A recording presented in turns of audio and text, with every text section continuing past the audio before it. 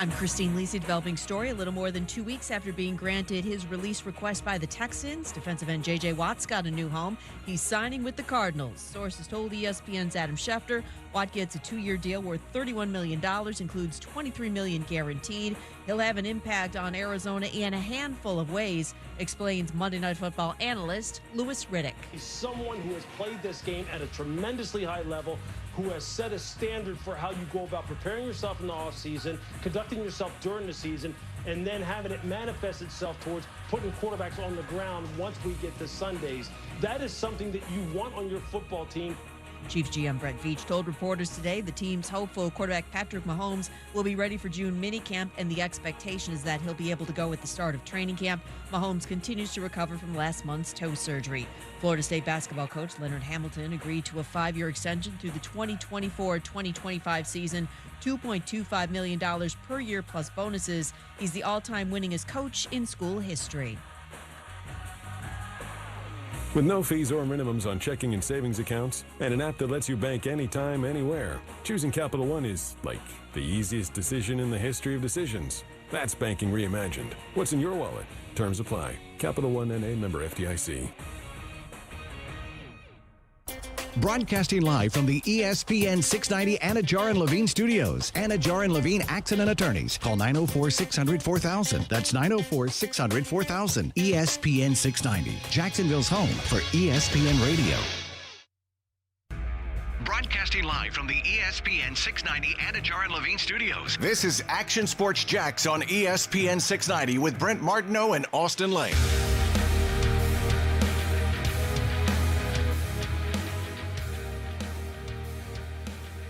Happy Monday, everybody. How was that weekend? Did we survive winter here in Jacksonville? Are we on to warmer and blue skies up ahead? It's quite possible. I mean, if it just stays like this the next 3 or 4 months, I'm not going to complain. But knowing Jacksonville, I'm sure we'll probably go back down to 30 or 40 degrees for a couple days and then go back up again because the weather fluctuates around here, everybody. Big time. Austin Lane, ESPN 690 Action Sports Jax, joined by Justin Coos, pushing all the right buttons in the back. Brett Martineau's out today for vacation, but we'll be back tomorrow. A lot to catch up on. Hopefully he's enjoying his time off. A whole lot of golfing, a whole lot of, I think he's probably seeing, his kids play some softball and some baseball, so hopefully they're doing good as well. So it's just me driving the ship today for one more day with Coos assisting when he can. But let's be honest, man, the big news of the day, J.J. Watt. Who had the Arizona Cardinals on their J.J. Watt bingo card? Certainly not me. Certainly not Brent Martineau. Coos, you have J.J. Watt going to Arizona? Yeah. Oh, yeah? Was it the Kyler Murray effect? Was it the Cliff Kingsbury effect? It was the Cliff Kingsbury. Explain yourself. It was the Cliff Kingsbury effect. Oh, yeah. It was the backyard fireplace. Sold. Scottsdale, let's do this. No, this was kind of a shocking turn of events in the whole J.J. Watt news, let's just say. And the way it transpired is one of the funnier things that I've seen in a while in terms of NFL rumors. Now, I came across this earlier this morning. Field Yates put out a screenshot of a Peloton account that was supposedly linked to J.J. Watt. Now, J.J. Watt's name was spelled wrong, and I'm not sure if even J.J. Watt has Peloton. But in this Peloton account, it said 3 teams. I think it said Green Bay, Cleveland, and Buffalo. So immediately, the rumors started to circulate. Well, J.J. Watt's got it down to 3 teams. Now, why would J.J. Watt go on his Peloton account and say where he's going to go or what he has it narrowed down to? It makes no sense whatsoever. But like we do, we take it, we roll with it, and then we start to ask questions. Well, then later on in the day, J.J. Watt goes, nah, I don't ride a bike.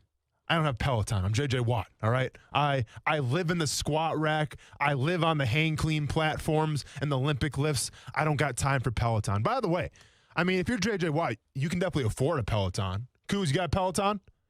Probably. I couldn't afford a Peloton. Pretty pricey, right? Yeah. I mean, a few $1,000 Why here not or just there, get a right? bike and put an iPad on it, though, right? Well, I mean, hey, I'm not going to tell anybody how to get their shine on. If you get a Peloton, more power to you. I mean, it's staying in shape. And any way to stay in shape, I'm okay with. But yeah, Pelotons in terms of the price range, a little aggressive. Nevertheless, J.J. Watt came out and said that he doesn't have a Peloton. Okay, cool. Well, then a few hours later, J.J. Watt, in the most J.J. Watt type of way, let's just say, announced he's going to the Arizona Cardinals. But now, how did he do it? Did he have some kind of long message saying why he's excited, why he did it? No. Did he just post a picture of the Arizona Cardinals logo? Well, kinda. Did he just say at Arizona Cardinals, let's get to work? Not quite. In the most J.J. Watt way possible, this dude, and with the quote, source me, puts a picture of him in the squat rack with that J.J. Watt taking care of business face with an Arizona Cardinals shirt. Now, when he did this, I'm going to be honest, when he dropped, because I was on Twitter right when he dropped it, and he dropped that, I was like, this isn't real. Like, that doesn't mean he's going to Arizona. This is just J.J. Watt trying to have some fun a little bit. Like, in your face, Field Yates, he's having a little fun. But no, literally like 2 minutes later, then Ian Rappaport's giving us the contract details. Then all of a sudden, J.J. Watt, it's official. So a couple questions now. Was there some kind of like inside information with J.J. Watt, Ian Rappaport, where as soon as J.J. Watt posts the picture of him in the squad? By the way, J.J. Watt, I love you, man. All right, you're a former Midwest dude. You're a Wisconsin guy. Blue collar, Midwest tough. I appreciate it. But could we find a different way to announce that you're going to a team than hitting up the squat rack? Could we get a little more creative? Is it business with you 24/7? It really well might be. And who am I to say, man? Obviously, the business has paid off well for you. But I'm just saying the fact that he posts that picture, and within not like 2 minutes, then here comes Ian Rappaport. Here comes Adam Schefter. It's almost like they were waiting for J.J. Watt to post the squat picture, and then they're like, all right, now it's time to go to work. Now it's time to drop the news. So with that being said, let's go to the contract real quick for J.J. Watt. Kuz, you got the exact numbers here? I got them right here. 2 years, $31 million. $23 million of that was going to be guaranteed. That's quite the price tag to pay for a guy who's on the back nine of his career. Now, don't get me wrong. If you're an Arizona Cardinals fan right now, why wouldn't you be excited? Number one, you had no idea this was going on. All right, I'm sure if you're in Arizona right now, you're on the golf course, all of a sudden 10:30, 11 or whatever, 12 comes around, and the ESPN breaking news, you got J.J. Watt. What a pleasant surprise for Cardinals fans, because nobody saw that coming.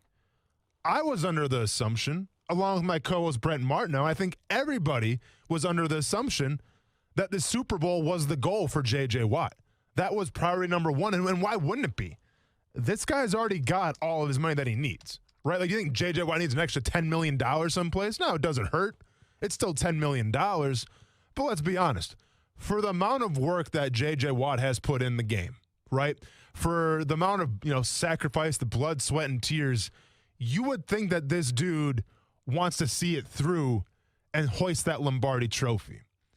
Now, some of you out there are going to go, it was always about the money. Oh, it's about the money. He did it for the money. Well, pump the brakes real quick, because you know what I always say. Sometimes it's not about the money. It's what the money says. Now, I'm not sure what the other offers were. I'm not sure if there were counter offers from different teams, right? Like I had the Green Bay Packers for sure. I thought that for sure the Packers were going to snag him up. It makes too much sense.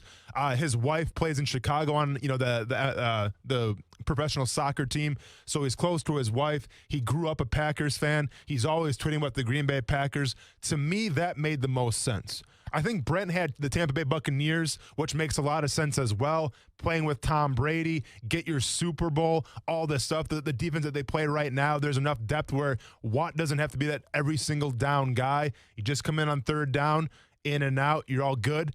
Brent thought Tampa Bay. Arizona wasn't even on the radar. Now, let's be honest. If you line up him and Chandler Jones side by side, I'm not mad at that. I think Russell Wilson's going to be mad at that. I think Russell Wilson saw the J.J. Watt news today and went back to the Seattle organizations like, all right, guys, here we are again. You going to help me out? Because I got New Orleans talking about me. I have the mayor of New Orleans right now wanting me to come over. I'm talking to Jerry Jones tonight. What's going on, guys? Are we going to get some offensive line play for me? Or is Chandler Jones and J.J. Watt going to have a block party in the backfield? Figure it out, Seattle. Nevertheless, the Arizona Cardinals, I mean, if you're a Cardinals fan, you got to like it. And how could you not? Now, are they a Super Bowl contender?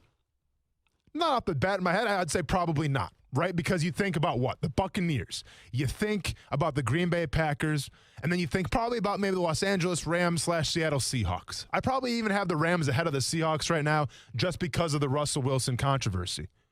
But then let's dive deeper here and think about this a little bit. Where is Arizona right now? Are they trending upward or downward?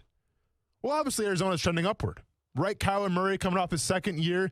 Fantasy football MVP. I'm going to say fantasy football co-MVP because he didn't win me the championship. But obviously, Kyler Murray took leaps and bounds this year. So it makes sense that, okay, well, you like the offensive side of the ball. You like what they got with Kingsbury calling the plays, all this stuff. Like, you get the sense that Arizona is on the up and up in terms of offense. And then you go to their defense. Well, it's headlined by a guy calling the shots named Vance Joseph, who J.J. Watt actually played with in Houston, who he knows very well. So I think there's a little comfort there, too, in going to a defense with Vance Joseph that J.J. Watt knows very well. So that has something to do with it. But then you look at, the division and the way the NFC is shaking out right now. It may not be the worst move ever. Because, yes, the Packers, front runners for sure. The Tampa Bay Buccaneers, front runners for sure. But besides that, and maybe the Rams, if you want to throw in there, and the Seahawks, but besides that, who are your guaranteed playoff teams right now? I don't know about the Bears. What's going on with Trubisky? Are they getting any quarterback or not? The Vikings, listen, the Vikings every single year I say they're going to win the division, and they always prove me wrong. So until I see a consistent play from the Minnesota Vikings, I can't call them playoff contenders. Obviously, the Lions are going to lion, so I can't call them playoff contenders.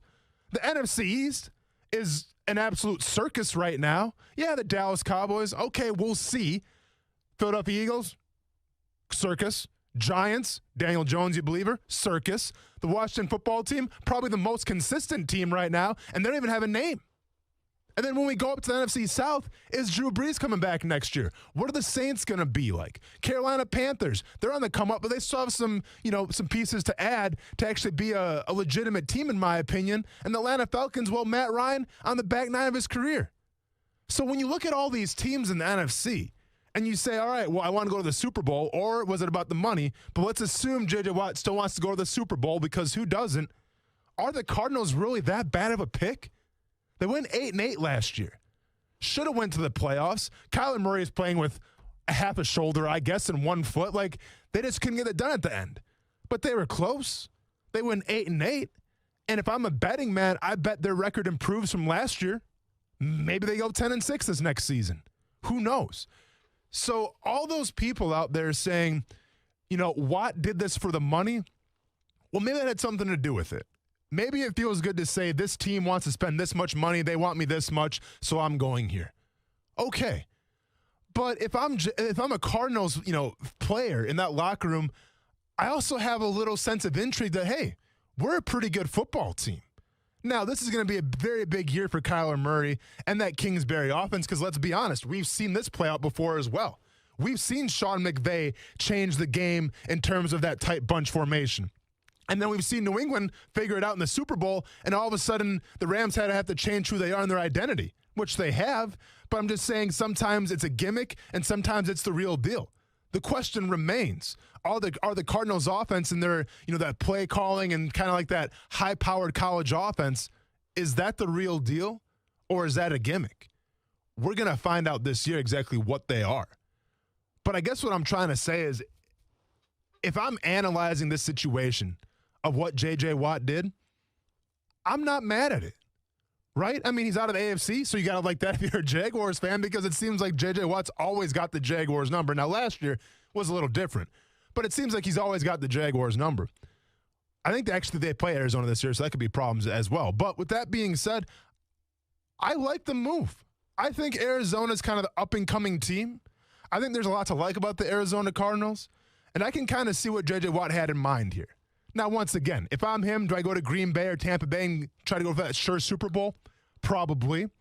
But I still feel like J.J. Watt feels like he has a lot left in the tank, and he has a lot to contribute. So if he has to go to a younger team and elevate them, then so be it. But to me, it's a circumstance of a couple things. It's feeling wanted, number one. It's knowing the defense with Vance Joseph, number two. And obviously playing with a guy by the name of DeAndre Hopkins, who we spent a lot of time with in Houston. So there's some kind of familiarity there. And then number three, I think it's a great opportunity just from the standpoint of he doesn't have to be the guy. He doesn't have to go in there and play 40 reps a game, 50 reps a game.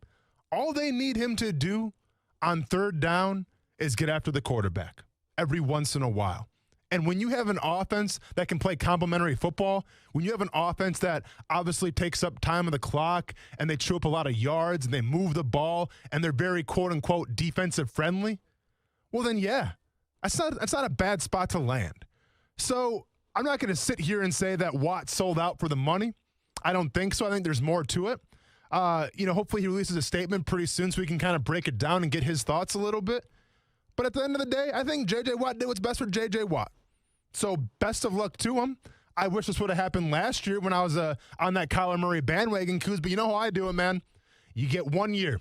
You get 1 year to be my fantasy quarterback, and then I cut ties with you. Lamar Jackson 2 years ago. I appreciate what you did. You got me a championship. I offered you that Ruth Chris. You didn't want it. All right, Lamar Jackson, time to move on. Last year, Kyler Murray did his thing. I had to defend him every single day on this show to the point where I was almost in tears sometimes because I was trying to argue with a guy who was all about Daniel Jones. But we got it done. Once again, second place, not first place. You know what they say about second place? It's first place loser. But at the end of the day, Kyler Murray, I appreciate your service to my fantasy football team. But now it's time to move on. And now I'm on to the next one again. So it'll be interesting to see exactly how they use J.J. Watt, what he thinks about Arizona. I know that, I've had about 10 text messages. People in Green Bay are at their wits' end right now because they thought for sure, including myself, they were getting J.J. Watt. And everyone's texting me, what happened? Well, I have no idea. Go and tweet him because I can't tell you. But at the end of the day, Arizona it is. Arizona it is. Austin Lane, ESPN 690. Action Sports, Jax. Kuz, how was that weekend, man? Did you get any basketball watching? What'd you get into? I didn't really do. Oh, I went to the beach. So did I. How the beach treat you? It was good. Yeah. It was nice. I got sunburned, but Oh, sure. We'll put some of that sunscreen on, man. Well, it would be helpful if some of the places around town were selling sunscreen. Sure. I think because it's not warm, it's not warm everywhere else. No one was thinking to send sunscreen down this way. Yeah. So we didn't really have any. I only had SPF 30, and that's not enough for me. What are you usually rolling with? Oh, dude, SPF 50 or higher. Yeah. I legit have to, and I'll have to put that on 4 or 5 times while we're out there. If we're out there for 5 hours, I'll have to put SPF 50 on 3 or 4 times. You just got to soak it in it, man. Just marinate yourself in it. Literally, a little bit. I really wish there was a tub that you could lay in beforehand that would just coat you. You might have something there, Kuz. We got to look into a patent or something. We just kind of walk in, it's on the beach. You walk into it, a full body coverage. It's like a beach shower and it just sprays. Yeah. No, not very sanitary per se. No, that would not be COVID friendly. But it makes too much sense in my opinion. I'll tell you what I did. And listen, I'm not sure if I can really talk about it because, we're not sponsored by it, but I don't care because it's that legit. World of Nations. You ever heard of World of Nations, Kuz? Step your game up, Kuz. No. Step your game up. So the World of Nations is an annual thing that happens in Jacksonville. And usually... Yes. Yeah, usually it's at Met Park. But this year, since something happened with Met Park or whatever, was it the noise ordinance or something? I don't know what's going on at Met Park. Yeah, something. But with that being said, it was at the tailgaters lot this year. And what World of Nations is, for those of you that are uninitiated and uninformed, basically, usually the way it works, it's over 50 countries that are represented. And every country's got their own booth. Every country produces their own, it's kind of like a gift shop. They got little knickknacks and things like that. But they also got food. So every country's got their own booth full of food. So I'm all on board, right? So took the family there. Mom was in town. It was my son's birthday weekend, so we went to World of Nations, man. Now, Dad didn't do the smart thing and get tickets in advance, so we had to wait out there an hour on Saturday, which pretty toasty, right? Son was not impressed with that. But then after that, we get in, man, and yeah, it's Food City in there. Unfortunately, we got there a little later, so some of the stuff was already sold out. But we went to Japan, Kuz. We went to Ghana. We went to Turkey. We went to Cuba, and we went to Barbados, I believe, and all the food was on point. I can't stress this enough. If you're looking for a fun weekend, obviously it's over now, so I apologize. But next year, hit up the world and nations, you are not going to go wrong. A lot of things happened over the weekend, though, including the UFC fights. Kuz, you check those out? I did not. Hey, pat yourself on the back, because if you remember Friday where I was talking in here saying, hey, this heavyweight fight between Gane and Rosenstruck, check that out. It's going to be a barn burner, can't miss. Well, I'll be honest, everybody. Sometimes they don't always deliver. Sometimes the big guys go to the ground, and it's hard for them to get back up, okay? So it wasn't the most entertaining fight per se. Now, I enjoyed it, obviously, because I'm a purist, right? I'm all about it. But for lack of a better word, some of it might have been boring to some of the casual fans. So I apologize for my prediction of saying it's going to be a barn burner, because it was anything but a barn burner. In other news, too, here before we go to break real quick, Kuz, we have some history taking place right now in the NBA. And I had no idea this guy was even in the league until I heard his name. Fastest player in the NBA to hit 1,000 three-pointers. And it took him 350 games. Buddy Hield. Unbelievable. Now, I had no idea, because, listen, this guy plays in Sacramento, right? So this guy, like, I understand the point where it's maybe like a West Coast bias a little bit, and we'll talk about this when we get back after the break here. Have I been sleeping on Buddy Hield, Kuz? Like, is this guy the real deal? Obviously, he just broke the three-point record, so we'll get into that. But I had no idea Buddy Hield is putting up these type of three-point numbers, man. Like, I thought Steph Curry was something. I thought Larry Bird was something. But now we got Buddy Hield, and nobody's talking about him except me right now. But when we come back here, maybe the other big news of the day, somebody just got released. Alex Smith got released. Or he's about to get released from the Washington football team. I'm seeing a lot of chatter here on Twitter. Do the Jacksonville Jaguars go after Alex Smith? Do they take a waiver on him? Do they bring him in here for Trevor Lawrence? My thoughts next here on ESPN 690. Now, the First Alert Forecast on ESPN 690. Early fog with an isolated shower, but otherwise partly sunny today, tracking a few afternoon and evening showers developing along our next cold front. But today will be warm again, topping out into the low 80s, then cooling down tonight into the mid-50s with mostly cloudy skies and a few showers. From the First Alert Weather Center, I'm meteorologist Alyssa Pedjig. The Weather Center is brought to you by Beard's Diamonds, where right now you can get 5 years, zero-interest financing with nothing down. They just don't make them like they used to. People say that a lot, and sometimes it's true. But not for air conditioners. Manufacturers actually make them better than they used to. It's just that local AC companies don't install them like they ought to. Old school rules of thumb and yesterday's shortcuts simply sabotage new school systems. Can new technology give you more comfort with longer service life? Only if the AC tech knows how to properly engineer it for your home and how to install it right. So techs that don't understand inverters, low voltage controls, and how to configure the software, dip switches, and refrigerant charge for Florida humidity, they'll totally turn it into turd buckets, especially if they just do a swap the box install without fixing your ductwork and airflow.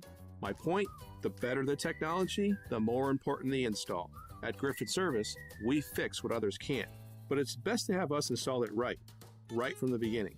So if your new system ain't working right or your old one needs replacing, call GriffinService.com. 1250-697.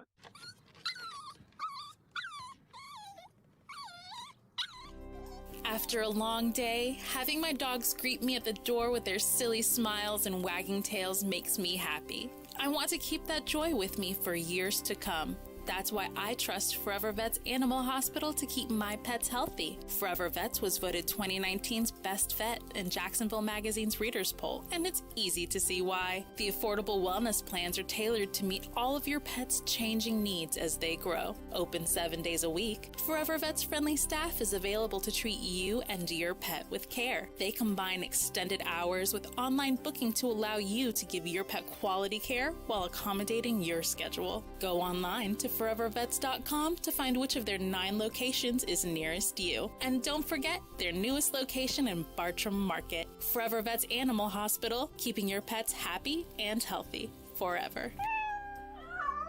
HBI, a national leader for career training in the building industry, is providing training, certification, and placement in the construction industry for veterans, their spouses, and children that are over the age of 18 at no cost. The following 2021 class dates are being offered: January 11th, February 16th, March 15th, April 12th, May 10th, June 7th. For more program and class details, please call Joe Jones at 407-717-7609 or visit the website at hbi.org. In Florida, it's not if the storms are coming, it's when the storms are coming. And that's why you need the Chief. Jacksonville's chief meteorologist, Mike Burrish, with a proven track record of keeping local families safe. Rain, heat, hurricanes, flooding, tornadoes. We get it all. Just more reasons why you need the Chief. Chief Meteorologist Mike Burrish, backed by the First Alert Weather Team. Only on CBS 47 and Fox 30 Action News Jax. If you love golf, you need to get this deal. 8 rounds of golf for less than $12 per round plus card fees with the Dream 18 golf card at great area golf courses like Queens Harbor Yacht and Country Club, Fleming Island Golf Club, and 6 others. And this isn't just a golf card. Get a free shirt from Baker Sports, a free hat at Dome Hats, and a free smoothie from Smoothie King, plus 15% off any purchase at Palm Beach Autographs. Go to ESPN690.com to purchase the Dream 18 card for $95. Hundreds of dollars in savings and the perfect gift. For the ones who know safety isn't a catchphrase, it's a culture. And the ones who help make sure everyone makes it home safe. For the safety-minded who watch everyone's backs, Grainger offers supplies and solutions for every industry, as well as safety assessments and training to keep your facilities safe and your people safer. Call, click Grainger.com, or just stop by. Grainger, for the ones who get it done. Hi, I'm Susan Evans, Managing Director of First Coast Blessings in a Backpack, and I'd like to thank the players for helping us ensure that every school-age child has the nourishment they need to learn and grow. And guess what? It's 8 days to the players!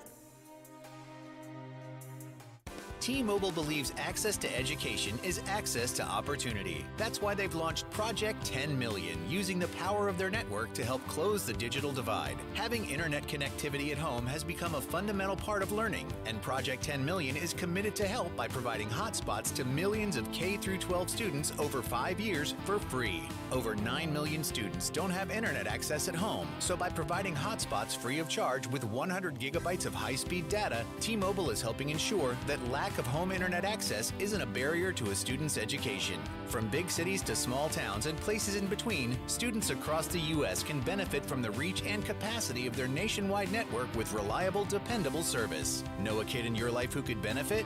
Learn more at T-Mobile.com/Project10Million. Student eligibility based on National School Lunch Program. 1 per household, 100 gigabytes per year, free on our network. Availability limited. Coverage not available in some areas. For the ones finding new ways to ensure the job always gets done.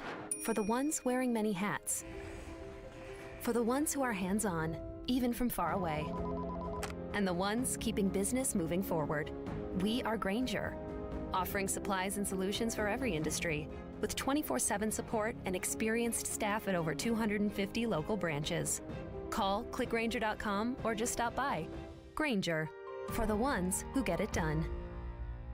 Join the movement to end colon cancer. March to Get Screened is celebrating its 12th year supporting colon cancer awareness and life-saving screenings. Held on March 28th, March to Get Screened is a family affair including a 5K race, a 1-mile fun run, and fun activities for all. Safety measures will be in place as well as virtual participation options. All proceeds benefit the nonprofit Borland Groover Foundation. Register today, donate, or for more information, head to marchtogetscreened.com. That's marchtogetscreened.com. ESPN 690 is home for the Florida Sportsman Fishing Show hosted by Captain Rick Riles. Tune in every Saturday morning from 7 to 9 a.m. to find out what's biting now. Fishing so fresh, you can almost smell it. This is Action Sports Jax on ESPN 690. Welcome into the show, a name you know. If you've been listening and watching ESPN for a long time, I know you know him. We're going to call him one of the forefathers, if you will, of sports radio, Mike Greenberg. Thank you. Forefathers is an interesting, that's fascinating. Every day, as I talk to more people, I get older and older. So that's kind of funny. Listen weekdays from 3 to 6 p.m. in your car or stream them. ESPN690.com. Austin Lane. The Rock, out of nowhere, buys the XFL during a pandemic, mind you, goes half in with his ex-wife. So now you're going to business with your ex-wife. Brent Martineau. I don't know if that's on the business advice list. Action Sports Jax on ESPN 690. This seems like a money play. Guy coming off a $100 million contract seems like that would be secondary. Trying to cement his legacy and be able to get a championship or play for a championship. This is a guy, I believe, that's never been past the second round of the or never been past the second round of the playoffs. Never been to an AFC championship. Always falling short. And he had an opportunity, I believe. He's going to the fourth best team within the division, not in the NFC, just in the division. Is that Jay Williams? Bart Scott. Off to a bad start, 0-1 for the day. My bad, Bart Scott. See, I guess Bart Scott and myself disagree then how the Cardinals are going to do this year. One could think, are they the fourth best team in the division? Possibly. That's assuming that San Francisco 49ers take a step forward, which they very well could. I don't know. I'm not sure what's happening in Seattle right now. Like, do I think Russell Wilson is going to be there this year? I do. But where there's smoke, there's fire. And if there's discrepancies right now with Russell Wilson, well, that means there are discrepancies with the team. And when there's team discrepancies, sometimes the team can fall apart a little bit. Now, the Seahawks went 12-4 last year. Obviously, they're still front runners, but I don't like all the talk coming out of the Seahawks camp regarding Russell Wilson. Now, how much of it is true, yada, yada, yada, we'll see. Okay? But to me, if I'm going to guess, do they go over 12 wins or under 12 wins or exactly the same as last year? I'm taking that under all day. All right? I think there's problems right now in Seattle. And with the Rams who are in win-it mode right now, I think the Rams are probably the favorites to win the NFC West. But listen, we'll see. Like San Fran, what's their quarterback situation? Are we going Jimmy Garoppolo?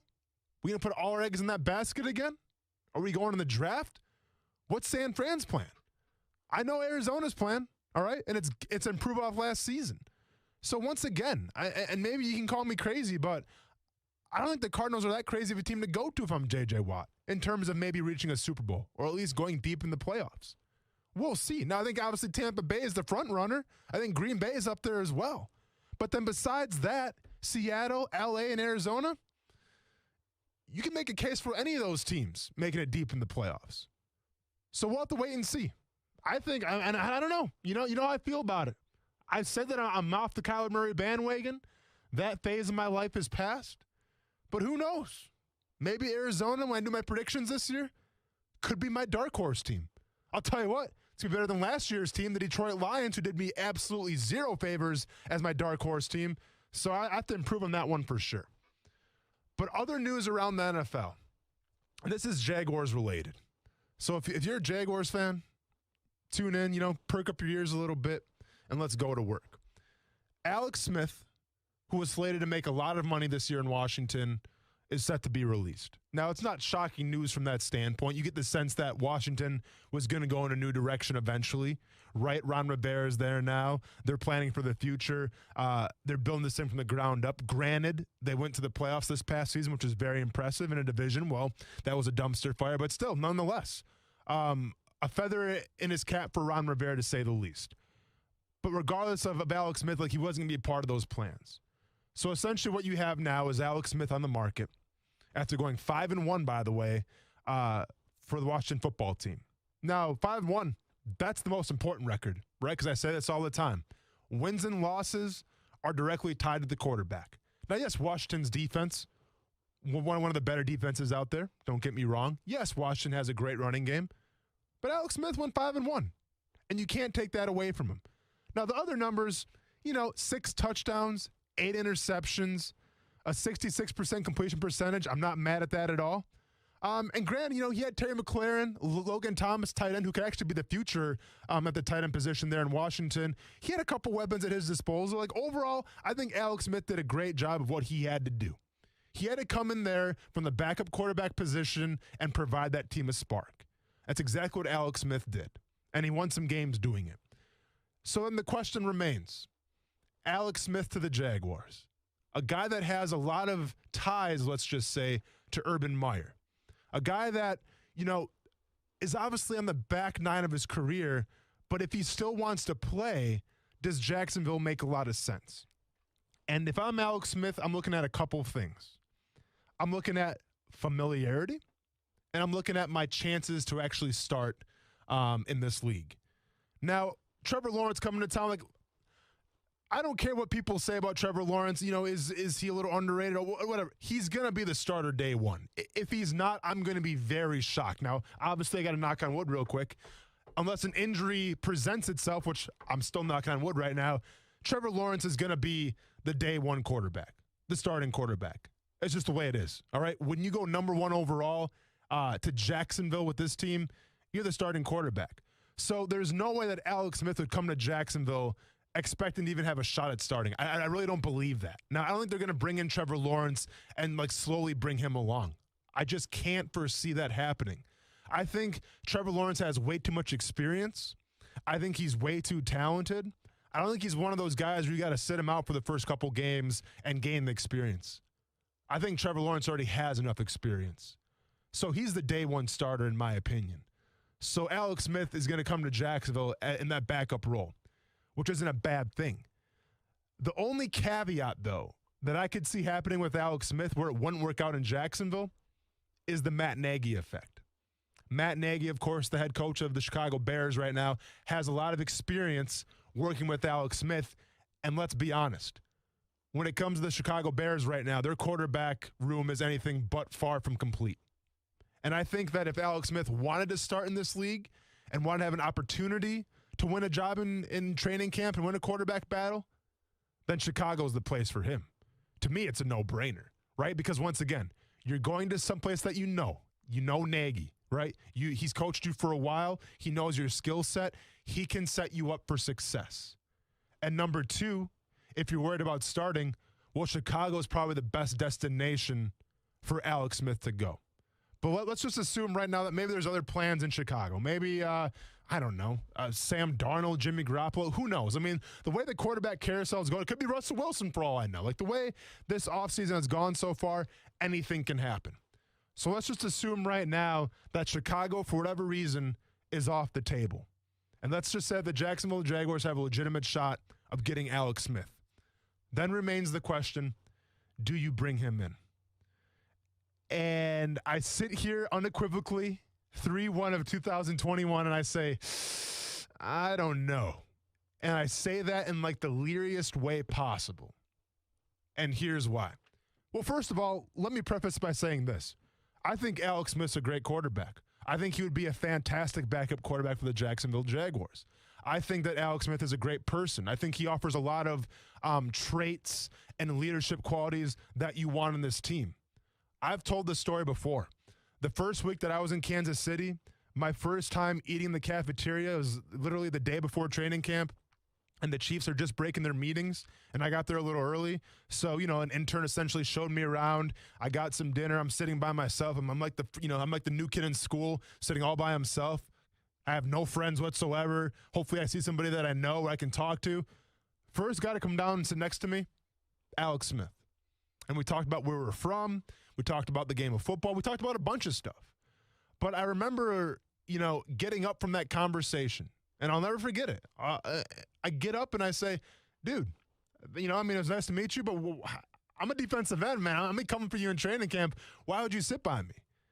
And he said, listen, you're a Kansas City Chief now. I have to know everybody that we get. I have to at least introduce myself, know something about every person that we bring in here in every single transaction. Because I'm the leader of this team, and I got to know. And since that day, that first day I was in Kansas City, my respect grew for Alex Smith. It's definitely a guy that always gets kind of the short end of the stick when you hear the term system quarterback, this and this and this. I think Alex Smith's a hell of a quarterback. He's obviously a hell of a competitor, too. For what he had to go through with that knee injury, to essentially almost lose his knee to come back and play in the NFL again, that's a different breed right there. So I'm all for that. I'm all for teammate Alex Smith. I'm all for competitor Alex Smith. I'm all for knows Urban Meyer's system Alex Smith. I'm all for all those things. But the question that I bring up is the juice worth the squeeze? is paying Alex Smith, and let's assume we go up like a Marcus Mariota contract of last year, where I think Marcus Mariota got like $7.5 million. So let's go and say, is Alex Smith worth $7.5, maybe $8 million per year? And maybe it's going to be a 1-year deal, a 2-year deal. We'll see.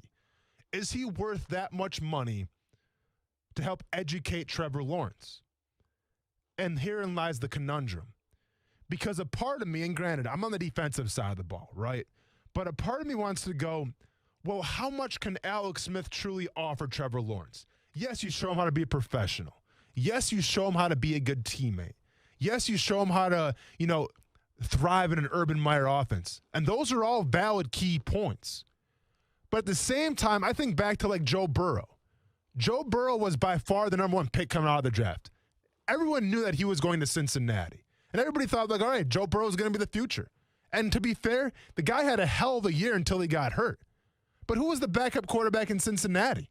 Who was helping Joe Burrow come along? Ryan Finley, who's not on the list of anybody's most coveted backup quarterbacks. Ryan Fitzpatrick in Miami, right? I think he's one of the better backup quarterbacks in the league. I think you all would agree with me. Well, the Miami Dolphins get a guy by the name of Tua Tagovailoa. Now, granted, coming off of a hip injury, right?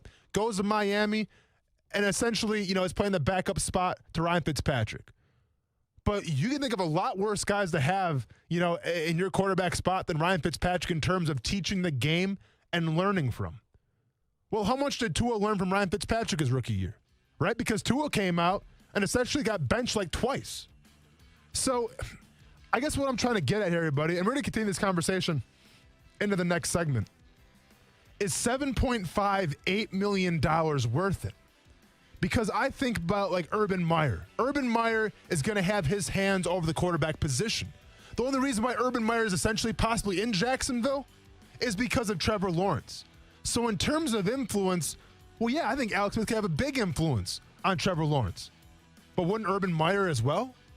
Wouldn't the quarterback coach as well?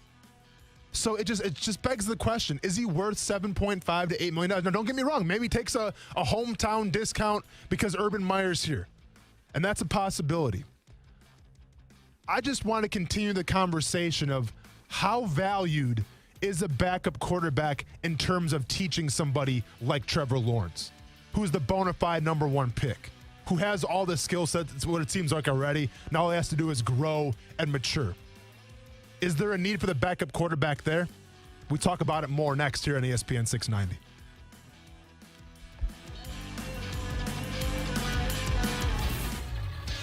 ESPN 690 Sports Center Update. I'm Jake Mitchell. Tragic news over the weekend as Jacksonville native and former third-round pick Louis Nix III was reported dead after his car was pulled from a retention pond here in Jacksonville. He'd been missing for several days. You may remember that Nix survived a shooting outside of a Jacksonville gas station this past December. He was just 29 years old. Troubled wide receiver Josh Gordon will join troubled quarterback Johnny Manziel in a new league that started play earlier this month. It's called the FCF. It's 7-on-7, and the fans set the rosters and call the plays. Finally, some good news in Major League Baseball as Trey Mancini took the field to an ovation from both dugouts and even got a base knock in his first AB after recovering from stage 3 colon cancer. The Sports Center Update is brought to you by Morgan & Morgan. Morgan & Morgan, for the people. Mike Greenberg is Greeny.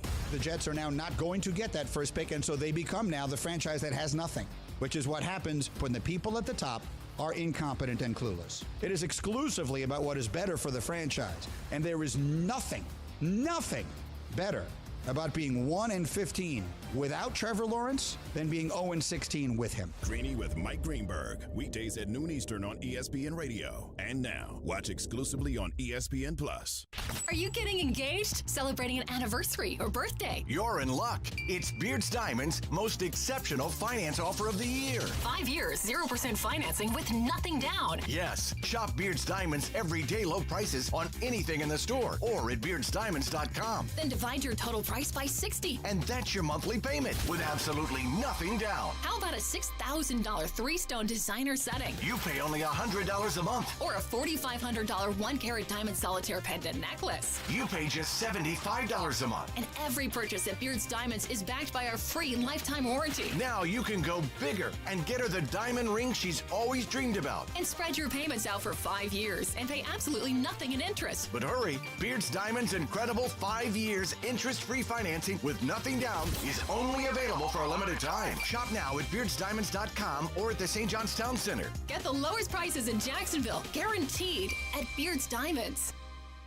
If you love golf or know somebody who does, you need to get this deal. 8 rounds of golf for less than $12 per round plus cart fees with a Dream 18 golf card at great area golf courses like St. John's Golf and Country Club, Amelia River Golf Club, and Eagle Landing Golf Club. And this isn't just a golf card. Get a free shirt from Baker Sports, a free hat at Dome Hats, and a free smoothie from Smoothie King, plus 15% off any purchase at Palm Beach Autographs. Go to ESPN690.com to purchase the Dream 18 card for $95. Hundreds of dollars in savings and the perfect gift. CGC Water has been telling you if you're not filtering your water, you are the filter. Still not a believer? Well, you can believe me. My family has been a happy CGC Water customer for 4 years now. Customer service is tremendous. We got our water tested. We were told about our options and financing in detail. No pressure, just information. Installation was quick, and the CGC team was there every step of the way. And we absolutely love it. Because it works. Heck, I even think my coffee tastes better because of it. And I love my coffee. A Kinetico system from CGC Water removes up to 99% of contaminants. That's clean. Schedule your free water test today and ask how you can save up to $500. CGC is still taking extra precautions with in-home visits and continuing to follow CDC guidelines. Financing available with approved credit. Call 904-552-1242 for details or visit cgcwater.com. Serving Northeast Florida and Southeast Georgia. CGC Water Treatment, your local independent Kinetico dealer. Hey, boss, check this out. You're never home alone and you're never away from home with Safe Touch. What now? Never home alone. Now that one I get. It's because of the two-way communicator. Yup. Any emergency and you're talking with the operator in seconds. Right. Never home alone. Yeah, but what about this never away from home thing?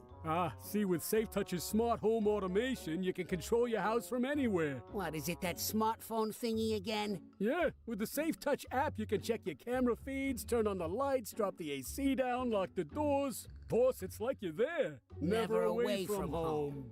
Never home alone, never away from home. This changes nothing. I still hate Safe Touch, and we still got to stick to the Crooks or Us golden rule. Stay away from Safe Touch houses. I need an aspirin. Crooks know to stay away from Safe Touch houses. Hi, I'm Lester Jackson, president of Safe Touch Security Systems. No one beats our technology or our price. Call Safe Touch today at 888-723-8682 or go to safetouch.com. State license number EF233. Do you have a passion for sales? Are you known for building strong relationships? Do you love to compete and win? CMG Jacksonville is searching for a talented individual to join our family as a media consultant. This position will require a committed person who will forge great relationships with Jacksonville's business leaders and develop profitable campaigns for advertisers. If your talents are a match, email your resume to jaxjobs@cmg.com. That's JAXJOBS@cmg.com or call 245-8732. For the ones who know safety isn't a catchphrase, it's a culture. And the ones who help make sure everyone makes it home safe. For the safety-minded who watch everyone's backs, Grainger offers supplies and solutions for every industry, as well as safety assessments and training to keep your facilities safe and your people safer. Call, click Grainger.com, or just stop by. Grainger, for the ones who get it done. AD needed championships. Chips, plural, to start entering the greatest power forward ever conversation. How many does he need to win with the Lakers before he starts entering that conversation? The Max Kellerman Show, weekdays at 2 Eastern on ESPN Radio. And now, watch exclusively on ESPN+.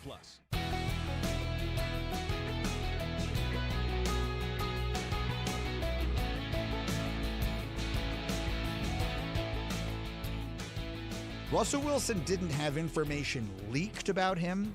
Russell Wilson's agent, on the record, gave Shefty 4 teams Russell Wilson would like to play for. That is an important distinction in this conversation. So we have Russell Wilson, we have Dak Prescott, 8 days and counting to the franchise tag deadline, and we've got Deshaun Watson, who continues to be in the middle of all of it. The quarterback carousel continues. I assume that was Greeny. 1 for 2 today. Kuz not too shabby. Yeah, listen. I mean, I'm not breaking any news here. Russell Wilson can say all he wants, that he wants to be a Seahawk, and his agent can purvey that information. But when you say, I want to be someplace, but also if I'm not going to be here, I want to go to one of 5 places, like, yeah, you're putting it out there in the airwaves, all right? There's smoke and there's fire there, everybody. All right, so that's why I'm looking at the Seattle Seahawks now with a little skeptical eye, saying, all right, what's going to happen over here? Because let's be honest, it's been a crazy offseason so far. Watt's going to the Cardinals. Wentz is going to the Colts. Stafford's going to the Rams. Watson, I have no idea what's going to happen to Deshaun Watson, but who knows what's going to happen. But all I'm saying is that wasn't a mistake. That was a calculated move by Russell Wilson and his camp to kind of diverge those teams that he's interested in going to. Because you have to have a backup plan. There's got to be a fail-safe, and that by far is a fail-safe. Action Sports Jackson, ESPN 690. I'm Austin Lane. Co-host Brent Martineau out for today. We'll be back tomorrow off of a nice little 3-day vacay. Well, really a 5-day vacation if you count the weekend. Joined by Justin Kuz. If you want to be part of the conversation, let's get it.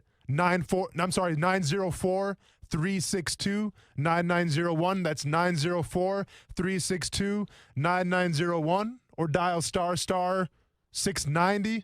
I think we got South Beach Gary on the horn right now. Wants to talk some J.J. Watt and some possible free agency. South Beach Gary, how was that weekend and how we doing, man? Good. How are you, Austin? Not too shabby.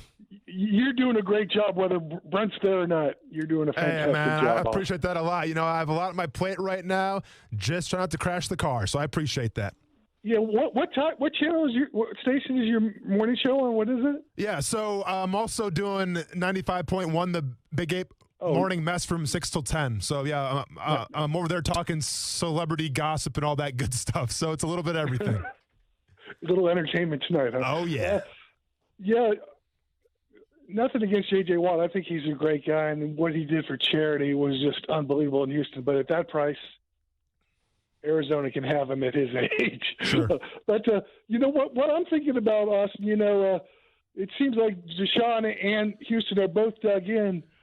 Wouldn't you think something would happen in the next couple of weeks before free agency starts? Because after teams aren't going to wait for them to make moves. If they're still sitting on the pot, teams aren't going to wait forever for Houston and Deshaun Watson. Once teams start spending money, don't you think that's going to very limit once free agency is done where Deshaun's going to go because of cap space room?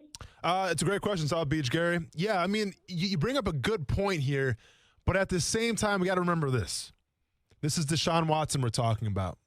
This is a top 5 quarterback we're talking about. And I feel like, listen, do teams want to get the deal done sooner than later? You better believe it, right? If a team could trade, let's say, 3 first-round picks tomorrow and maybe a player, they would definitely do that for Deshaun Watson. But we know where Houston's coming from, right? We know that Houston is kind of locked in right now on wanting him to be the quarterback going forward. We know where Deshaun Watson's coming from, where he says he's not going to play for the Houston Texans. So something will eventually give here. And I feel like that's not going to happen until probably training camp starts. But to answer your question, are the Texans doing themselves a disservice right now by possibly not getting the most profit for Deshaun Watson by essentially waiting and trying to push Deshaun Watson all in? Possibly. But at the same time, when it's Deshaun Watson we're talking about, teams are going to sacrifice that, South Beach Gary. I promise you that, because I think he's that special of a player. So there's literally like maybe I can see 8 or 9 teams in the NFL we're all good. We don't need Deshaun Watson. We're all set. We're not going to upgrade the quarterback position because we're happy with what we have right now. Everybody else, even if they're kind of cemented right now in the quarterback position, you add Deshaun Watson to the mix, and that's a new beast, man. So I feel like this could be heated up during even like maybe the trade deadline, whatever the case may be. But I feel like we're going to be waiting a while to hear what happens to Deshaun Watson. I really do. I think that Houston is set in their ways, and I think when a coach comes in and says that Deshaun Watson is going to be the coach of the Houston Texans, very rarely, unless once again it's like a king's ransom, but very rarely is a coach going to go against his word. So if he says that Deshaun Watson is going to be the quarterback, I truly believe he thinks that's going to happen. Now, you know how I feel about Deshaun Watson and his agent, a la Jalen Ramsey's agent? I think they're going to fight this till the cows come home. And it could be an ugly matrimony, to say the least. But I think we got to wait a while. But that's the thing about waiting. Deshaun Watson, he's definitely worth it. Is Alex Smith worth it?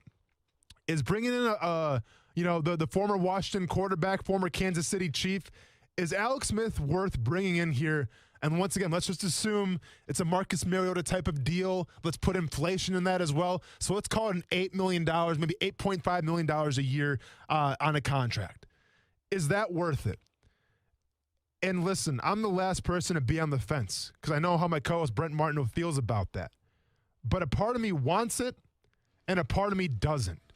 Because like I've talked about, when you got guys like Joe Burrow, when you got guys that are surefire, or like Justin Herbert even, that are surefire talents, how much can a backup quarterback do for you? And keep in mind, you have a guy right now in Gardner Minshew that's probably going to command, I want to say, around $800,000 to $850,000 this year. That's pocket change. That's a rookie deal. That's what you want. You're going to have two quarterbacks essentially on rookie deals. You know how rare that is? So you got to take the money into account a little bit as well. Now, I understand the Jaguars have probably the most salary cap open right now in the NFL. But if that $8 or $8.5 million is the difference between getting a guy like, let's say, Chris Godwin and maybe a guy like a Curtis Samuel, even though people like Curtis Samuel, I like him as well. But let's be honest, I'd much rather have Chris Godwin.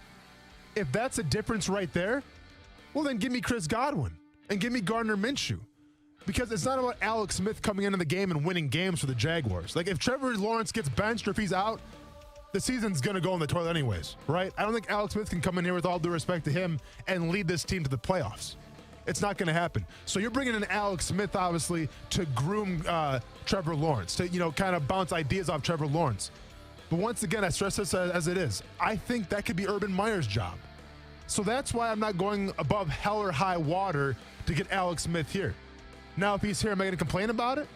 Absolutely not.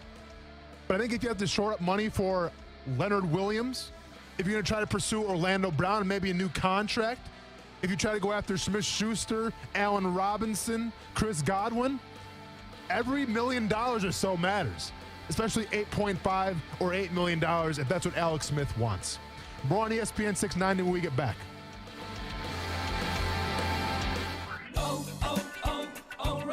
Save big during Power Torque Tools DIY Day sale at O'Reilly Auto Parts with great deals on socket sets, impact wrenches, and more. Right now, get $10 off a 200-piece mechanics tool set, plus earn double O-Rewards points. That means you'll get to your next reward even faster. Visit the professional parts people at O'Reilly Auto Parts today or shop O'ReillyAuto.com.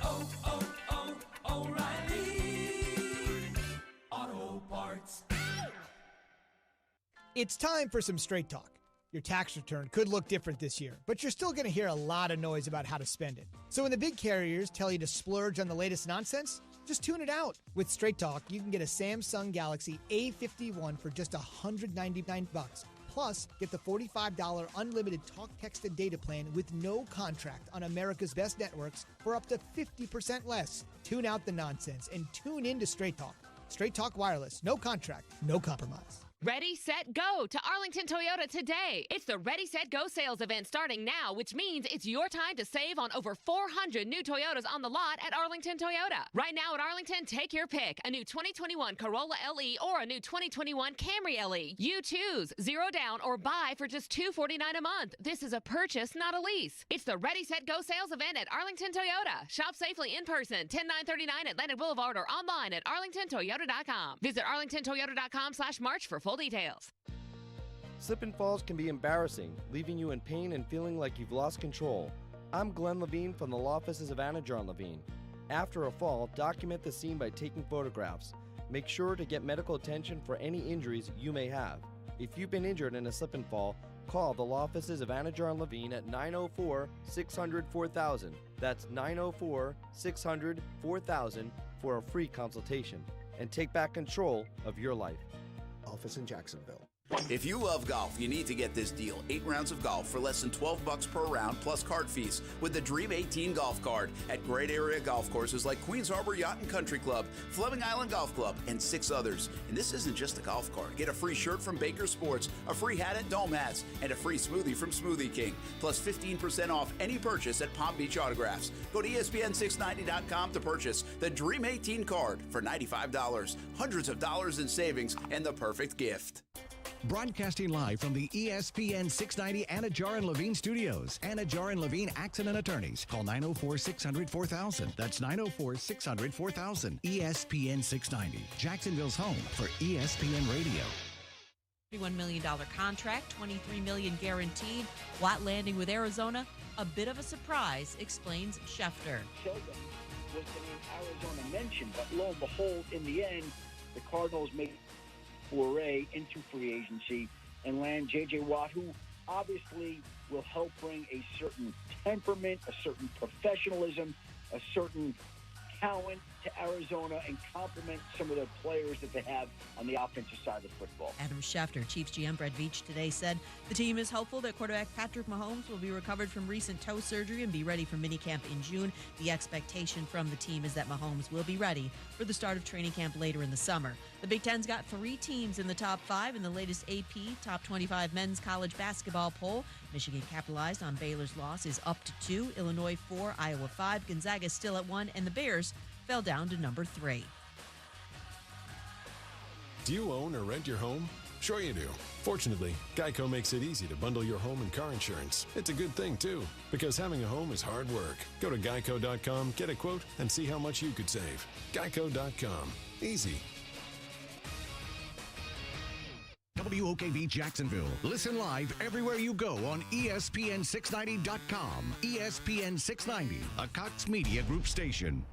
ESPN 690 is teaming up with the Players Championship to support military organizations in Northeast Florida. Join us Tuesday, March 9th for #MatchForMilitary, a day-long campaign to generate support and awareness for organizations like Greater Jacksonville Area USO, Wounded Warrior Project, and more. The players will match dollar for dollar all donations up to $250,000. For more info or to donate, head to theplayers.com/matchformilitary.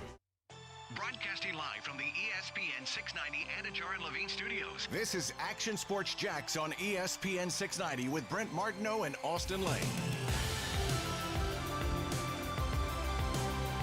If you take a step back and look at this situation, the Jets and Robert Saleh and that staff made the decision to go there before they ever started to dive into these college quarterbacks. One of the reasons why, when they had their pick of job in the NFL, that they went to the Jets is because they saw something in Sam Darnold that they really liked. Just be very careful passing up on young quarterbacks in a short period of time when they had zero chance to show what they were capable of. Be very careful with that. Is that Dan Orlovsky? All right, so I'm 2 for 3. But do you know how I know that's Dan Orlovsky? How? Because every time you play a soundbite of Dan Orlovsky, it sounds like he's going out of his way to defend himself. Like, it sounds like that somebody had a problem with him on Twitter, and then he's got to defend himself and go on, like, these giant, loud rants. Like, that's how I think of my Dan Orlovskys, let's just say. I'm not hating on the dude. The guy's very knowledgeable. He breaks down a lot of film. I respect it. He's always in defense mode, man. It's awesome. All right, so let's finish this conversation real quick, Coos. Alex Smith, backup quarterback. Let's go ahead and put a bow on this, as my co-host Brent Martineau always says. Let's put a bow on it, because listen, I don't want to be on the fence. Do you bring Alex Smith in, yes or no? And I've made points why you should, and I've made points why you shouldn't. And I'm going to the conversation, but I'm seeing a lot of great comments coming on our ESPN 690 stream chat. Coos, I say that right? Yeah, I guess that counts. That's good enough. Is that not what it's called? You just say chat. I see a lot of comments in the chat. Stream chat. In the chat. Well, okay, I'm looking at the video right now, man, and you got a sticker that says ESPN 690 stream chat. Right, yeah, but you So can I call it the stream chat? You can, but like the cool people call it chat. So you call me not cool now? I'm just saying if you want to be cool, yeah, You got to call it chat. So are you calling me a square right now? I'm not calling you a square. I'm just saying that's what the streamers say. Coos, we got 2 more hours in this show. All right. I'm going to try to remain calm. Brent's coming in tomorrow to try to regulate everything a little better. All right. So I'm going to try to lock it in for 2 more hours.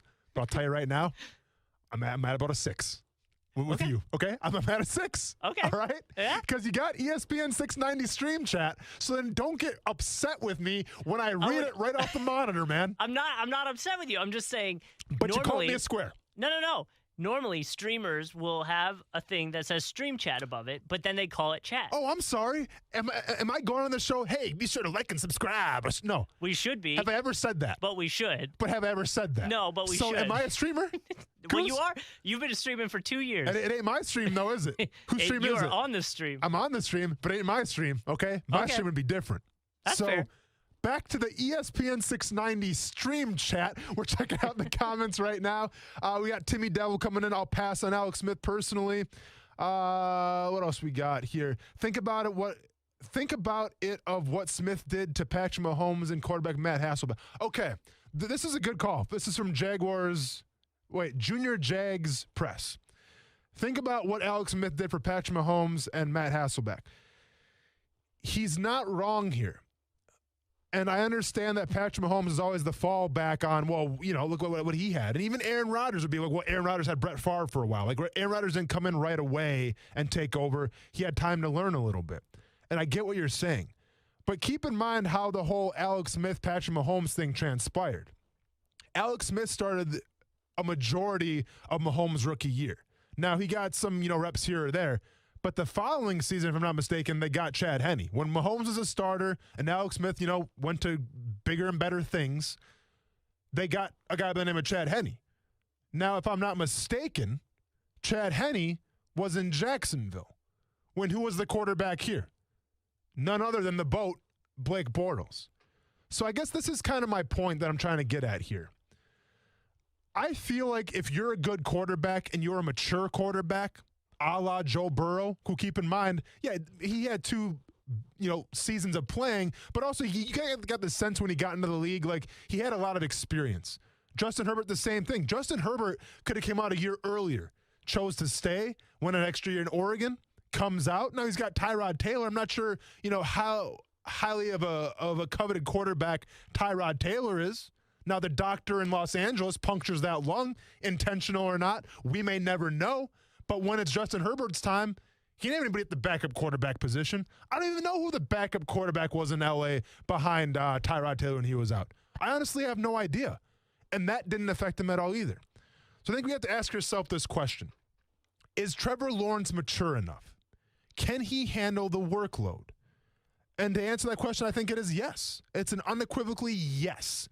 Like, I think guys like Baker Mayfield, I'm trying to think of some other quarterbacks as well who, obviously Johnny Manziel, but like guys that maybe, they're still young. I don't want to say immature because I hate that narrative, but guys that are they still have a lot to learn about the league. Let's say they're not as mature as some other guys. Well, then, maybe you need that backup quarterback to kind of show you the way a little bit. But every Trevor Lawrence interview that I watch, every Trevor Lawrence scouting report that I watch, I never see the phrase immature or, lacks leadership, any of those types of things. Like, what we need Trevor Lawrence to do now, obviously, is learn how to read defenses, right? Like any rookie quarterback. And that, to me, is where the coaches come in. That's where Urban Meyer comes in. To me, you need a great backup quarterback when you have a guy who's maybe a little mature, who's maybe a little timid, and you need to boost his confidence a little bit, right? Like, I'm convinced that, I'm not sure about Tua Tagovailoa yet, right? He obviously had a rough rookie season. We shall see. But Ryan Fitzpatrick's a very highly coveted backup quarterback. And it seemed like Fitzpatrick couldn't get through to Tua. So every case is unique. And I'm not saying that Tua Tagovailoa is immature or anything like that. I feel like he's actually a very mature quarterback, right? Now, maybe the injury had something to do with it. Whatever the case may be, he didn't have a good first year. But I can sit here right now and say, I'm not worried about Trevor Lawrence off the field. I'm not worried about Trevor Lawrence and the workload being too big for him. All right? All I'm worried about with Trevor Lawrence is how can he recognize defenses? Can he call it the cover one, the man coverage? Can he call cover 2, cover 3? Can he call audibles and stuff like this? We'll find out. But that's where the coach comes into play. So once again, to put a bow on this, I think that if I'm Alex Smith and I'm looking at the NFL right now, I think the Bears are definitely the intriguing team to me, depending what I want out of this. But I don't know too many quarterbacks out there who just say, you know what, it's my goal to be a backup quarterback. That's what I want to be. Now, Jameis Winston did that, but that was more, I think, out of necessity just because he wasn't getting a lot of looks at the starting quarterback spot. And obviously, what a better opportunity than to learn from Drew Brees and Sean Payton in New Orleans. And you always kind of got the sense that if Drew Brees is done this year, maybe Jameis takes over for him. So there was a method to the madness. There was a plan for Jameis Winston. From Alex Smith's perspective, do you really just want to say, yeah, I want to be a backup quarterback? Or do you try to be a starter? I think anybody tries to be the starter, and I think he's got a pretty good shot in Chicago. At least he has a fighting chance, let's just say. Now, we'll see what the Chicago Bears do, because I'm not sold that Nagy's even on a cold seat right now. I think Nagy is on a hot seat. I think the Bears have to win this year. Now, they went 8-8 last year, but it was a quiet 8-8. It was an 8-8 that wasn't good, let's just say. And if you know anything about Chicago and the way that ownership is ran and that front office is ran, there's tradition there. And they expect winning more than anything. I remember when Lovie Smith got fired after, I think he won 10 games, and they still canned him. Then obviously Mark Trestman after a rough season. We'll see you later, Mark Trestman. Then John Fox comes in. I think he has 1 or 2 years. We'll see you, John Fox. I think that Nagy right now is on a hot seat. And I'm not sure that if you risk it with Alex Smith or not, but I'm just saying they got to win games. So if that means that bringing in Alex Smith for some more quarterback competition to try to get the best guy out of that competition, then so be it. But if you're Alex Smith and you say, you know what, I can't start at any team in this league, the Jacksonville Jaguars have Urban Meyer, I know Urban Meyer very well, then so be it. And who knows, maybe we're not even sure if Alex Smith's going to keep on playing. Maybe he retires. Maybe Urban Meyer brings him in some kind of coaching role, let's just say. Who knows? Alex Smith's been through a lot, everybody. All right? That guy's overcome odd after odd after odd. Maybe he's done. Maybe it's time for him to hang it up. Who knows? But if that's the case then, and you want to bring him on the team as some kind of some kind of special quarterback advisor because the Jaguars have 100 titles this year, I'm all for that as well. Why not? Have an extra guy in the room to bounce ideas off of with no pressure of actually having him take your job? I'm all for that. I think Urban Meyer would be for that as well. So we'll see what happens on the Alex Smith front. But, in conclusion, if the money's right, then so be it. But I think if we're talking 8.5, you seriously got to consider it, knowing that you have other needs on this team and other pressing matters ahead. So we'll see what happens. And don't forget, and I understand everyone's off the Gardner Minshew train now. And rightfully so. It just seemed like a year ago we were all, picking him in our fantasy lineups and we're getting that free case of Budweiser or Bud Light that we were promised. And if you won it, what was the award if you won with Gardner Minshew as your quarterback? Was it a free beer for the season? You had to take Minshew in the first round. Okay, yeah. And what was the... I think it was free beer for the season. It was beer for the season or the year? Or the year. Well, season, year, same kind of thing. Well, but if it's season, that would have been over by now. But yeah, well, listen, we've come a long ways from that, haven't we? It seems like yesterday we're talking about that. Yeah, and now we're talking about a guy who's kind of on an afterthought. Every once in a while he posts a crazy Instagram video or a Twitter video of him, scooping up. Did you see the video of him doing the pre-workout stuff? That's a big TikTok thing. Okay. That's a big TikTok thing. Where was it? So what did he do in it? So there was 2 scoops. Yeah. Of something. Now, obviously, he has his mullet, and I think Motley Crue was playing in the background. Makes sense. Very, very on brand for Gardner Minshew. Okay, very, very on brand. Yeah. Couldn't tell. Didn't show what kind of powder he was taking. Well, yeah, it's not a sponsorship. Well, it's not a sponsorship, but one could assume that it was some kind of pre-workout, and then I'm going to go out of my way and say it was probably some kind of branched chain amino acid. Okay. And he puts both those in his mouth, and then he chugs some water. Just the powder? Just the Yeah, powder. oh, yeah. Okay. Then he puts both of them in his mouth, and then he takes some water and kind of swishes it around a little bit. So swallows it, and then he starts to headbang. Yep. With the rock music. Yep. There's a lot that is like a huge trend on TikTok right now. Okay. Of kids that'll be like outside the gym, right, and they'll. So the other thing that they're supposed to, Minshew did the better way. Yeah.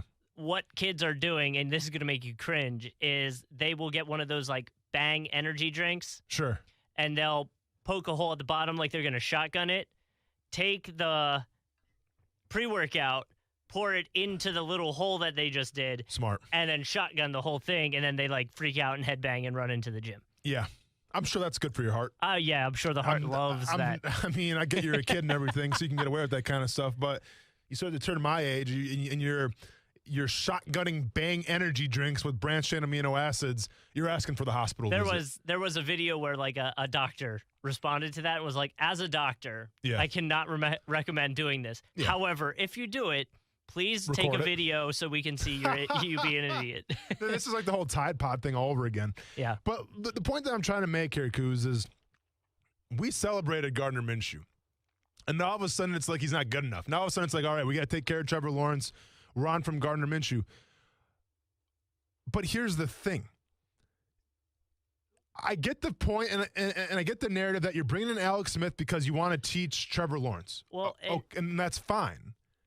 But if you're trying to win ball games, like, would you take Alex Smith over Gardner Minshew? Well, that's what I was going to ask you. Yeah. When you mentioned if Trevor Lawrence goes down for whatever reason, the season's over. You better find some wood to knock on wood. We have listeners, man. I know. Okay. But you were saying that, and the first thing I thought was, does Minshew give you a better chance to win than Alex Smith? Like, if say they're making a playoff push, and like, again, God forbid, Trevor Lawrence goes down. Yeah. Out of those two, who do you trust to make a move or a push or continue that push better? Listen, from what I saw last year, I mean, listen, Alex Smith went 5-1. All right, so you can't deny that. Now, is the QB rating up to notch? Is the touchdown interception ratio up to notch? No, but he found a way to win games. 5-1. All right, so you can't deny that he gave that team a spark. At the same time, would he be worth the extra $8 to $9, probably $8 million that you're going to be paying him over Minshew? That I'm not sure. Because it's like I always say on this show, it's convenient when a backup quarterback can come in and win you ball games. But if for whatever reason your starting quarterback goes out, and let's say for an extended period of time, and once again, I'm knocking on wood, there's very few quarterbacks in the NFL where if your starting quarterback goes out, where their fans are like, oh, we're okay because we have so-and-so on deck. Right? Like even in Detroit, who I think Chase Daniel is one of the best backup quarterbacks in the league. He's one of the highest paid backup quarterbacks in the league. He's been around for a while. He was in Kansas City with me. But even when Chase Daniel went in, like, okay, there's a sense that he can come in and win this game for the Lions. But can he lead this team, to the playoffs and the Super Bowl? I'm not sure. I mean, we saw this with Nick Foles a little bit. But that was you had a couple of games left in the regular season. The playoffs started. It's just, I don't know, Kuz. It's a slippery slope. Because I think that if Minshew or Alex Smith are here, and let's say that Lawrence goes out week 2, week 3, and we're counting on Alex Smith or Gardner Minshew to lead us to the promised land, I don't think that's going to happen, man. Okay? I don't think that's very realistic. So what you need out of a backup quarterback, like I always say, you need that spark. The classic example that I saw last year, well, actually two classic examples. It's when Ryan Fitzpatrick came in for Tua Tagovailoa, and it's when Marcus Mariota came in for Derek Carr after he pulled the groin right off the bone, it seemed like. Those two guys provided the spark. Now, when they went in, were the fan bases like, oh, whoa, here we go. Mariota's coming to take us to the Super Bowl? No. When Ryan Fitzpatrick went in, it's like, all right, well, here we go. Dolphins going to the Super Bowl now. Get ready. No. But you got the sense that, okay, well, here comes that spark. All right, these offenses are stagnant right now. Let's get a change of pace, and let's see what we can do. And they provided this spark. Now, sometimes that spark can grow to a flame, and it lasts 2, 3, sometimes 4 games. Sometimes you have Fitz magic, right? Sometimes that works. But like all flames, eventually, it usually dies out. So that's why I'm so evident in saying there's nothing wrong, in my opinion, of rolling with Minshew. Now, can he mentor Trevor Lawrence? Probably not. You know, maybe on mullets, he can give him some advice. Maybe on music selections, he can give him some advice. Maybe on RV road trips, he can give him some advice. But once again, and I can't reiterate this enough, the reason why Urban Meyer came to Jacksonville in the first place, more importantly than anything, is because of Trevor Lawrence. So if he truly feels that Trevor Lawrence needs some help, needs an Alex Smith, then so be it. But I think that Urban Meyer is going to be so hands-on with Trevor Lawrence where that backup quarterback being experienced won't even matter. We're talking about the exact same guy for the pro day was standing literally 5 yards away from Trevor Lawrence. Wouldn't let him out of his sight. Literally staring him down the entire time. He was like a new kid getting a puppy. He was like a new kid getting a puppy. It was like me watching for my DoorDash to finally show up. Like it says it's in the neighborhood. I'm looking out the window. I don't see you. That's what Urban Meyer was doing, right? Like more importantly than anything is the quarterback position. And more importantly than anything is the fact that Urban Meyer is in Jacksonville because of Trevor Lawrence. So, listen, I'm going to trust Urban Meyer. I'm going to trust his best judgment. But I truly feel like the backup quarterback in terms of teaching Trevor Lawrence stuff, I just think that Urban Meyer can do that. I think that if you really have a question for Minshew, he can answer it. And I think that Urban Meyer is going to have the environment cultivated to let Trevor Lawrence succeed. And let's not forget, a la Justin Herbert, a la Joe Burrow. If you're good, you don't need a guy to learn from because you go in day one and set the tempo. You say, hey, I appreciate this, but I got it. Hey, I might have a question here. Minshew can answer me, but guess what? I got it. Because you know why? My freshman year, I was winning national championship games against Alabama. Okay? So I've seen a lot of stuff. I've had a lot of experience. So I'll learn as I go along. I'll have the help along the way. But do I really need the backup quarterback at $8 million, $9 million? I'm not so sure. When we come back in ESPN 690, we provided a little peek, a little look-see behind the curtain of what takes place at the NFL Combine. An interesting article on ESPN when we come back here on ESPN 690. Now, the First Alert forecast on ESPN 690. A sun cloud mix today, and it will be warm, topping out into the low 80s before a few afternoon and evening showers develop along our next cold front. Tonight, mostly cloudy with a few showers and a low of 57 degrees. Behind the front, cooler Tuesday, a high of 66 with cloudy skies and scattered showers. From the First Alert Weather Center, I'm meteorologist Alyssa Pedjig. The Weather Center is brought to you by Beard's Diamonds, where right now you can get 5 years, zero interest financing with nothing down. I'm Marcus Roberts, and I've been blind since I was 5 years old. I'm a jazz pianist and composer, and I've been fortunate to perform all over the world for more than 30 years. I am also a proud graduate of the Florida School for the Deaf and Blind. While there, I had great teachers who specialized in working with blind and visually impaired students. FSDB provided me with many of the essential skills I needed to succeed. The school is a state public school available at no cost to eligible K-12 Florida students who are deaf, blind, or both. FSDB helps students to do more, be more, and achieve more. It prepares them for a lifetime of success. For more information, call 800-342-3732 or visit www.fsdbk12.org. No matter what you are driving, you can step up to luxury now at any of the Fields Auto Group dealerships in Jacksonville. Cadillac, Jaguar, Land Rover, Lexus, Mercedes-Benz, and Porsche. Yes, it's luxury for less at all Fields Auto Group locations in Jacksonville. Plus, you'll also be part of their exclusive Fields Amenities program, where you will get complimentary loaners, car washes, and cafes. So whatever you're driving, see Fields first and step up to luxury for less during this amazing opportunity. Visit fieldsauto.com. Shred your goals this year with the new Metabolism Boost Banana Passion Fruit Smoothie from Smoothie King. At only 240 calories and 14 grams of protein per 20 ounces, this crave-controlling meal smoothie has non-GMO whole fruits, naturally derived caffeine, and absolutely no syrups. Or try strawberry pineapple or mango ginger. Start your healthier habit and order online at smoothieking.com. Now for pickup or delivery at any of the Jacksonville area locations. Smoothie King, rule the day. We all know what the most important meal of the day is, and now it's the most awesome. Moe's Southwest Grill St. Augustine is now serving up breakfast burritos and bowls in their drive-thru. The fluffy eggs, shredded cheese, grilled steak and chicken, and salsa if you choose. They're all available in the AM, so you can swing by the Moe's drive-thru on your way to work. No more cold cereal and oatmeal at your desk, just convenient breakfasty goodness. Get ready to be the coolest kid at the office. Welcome to Moe's.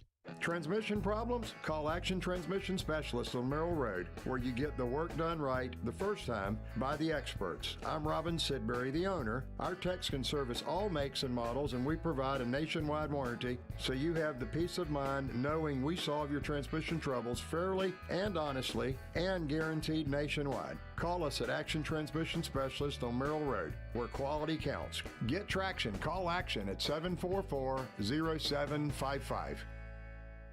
Join the movement to end colon cancer. March to Get Screened is celebrating its 12th year supporting colon cancer awareness and life-saving screenings. Held on March 28th, March to Get Screened is a family affair including a 5K race, a 1-mile fun run, and fun activities for all. Safety measures will be in place as well as virtual participation options. All proceeds benefit the nonprofit Borland Groover Foundation. Register today, donate, or for more information, head to marchtoGetScreened.com. That's marchtoGetScreened.com.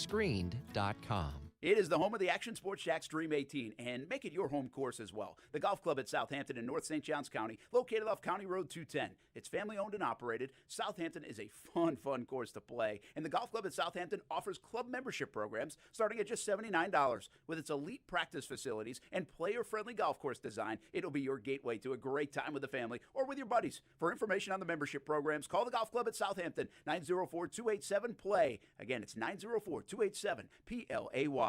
I'm Rochelle Stoddard, president of Berman Brothers and Rubin Ironworks. The skills and relationships I've built through the Jacksonville Women's Business Center were essential as we succeeded in keeping all 70 of our employees on the payroll during the COVID-19 pandemic. Through the Athena PowerLink mentoring program, we had experienced professionals helping us navigate 2020. Jack's Chamber and the Women's Business Center are in our corner, making us stronger in these difficult times. For more information, please visit jackschamberfoundation.org.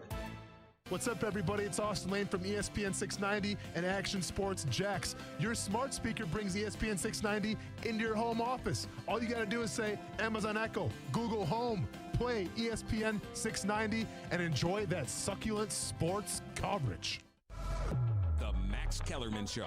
Patriots had nothing on offense, nothing on defense, just because they have Bill Belichick even without Cam Newton. They're 2 plays away. They're 4-5 right now. They're 2 plays away from being 6-3 with wins over the Dolphins, Raiders, and Ravens, who they've actually beaten. And the 2 close ones were the Bills and the Seahawks.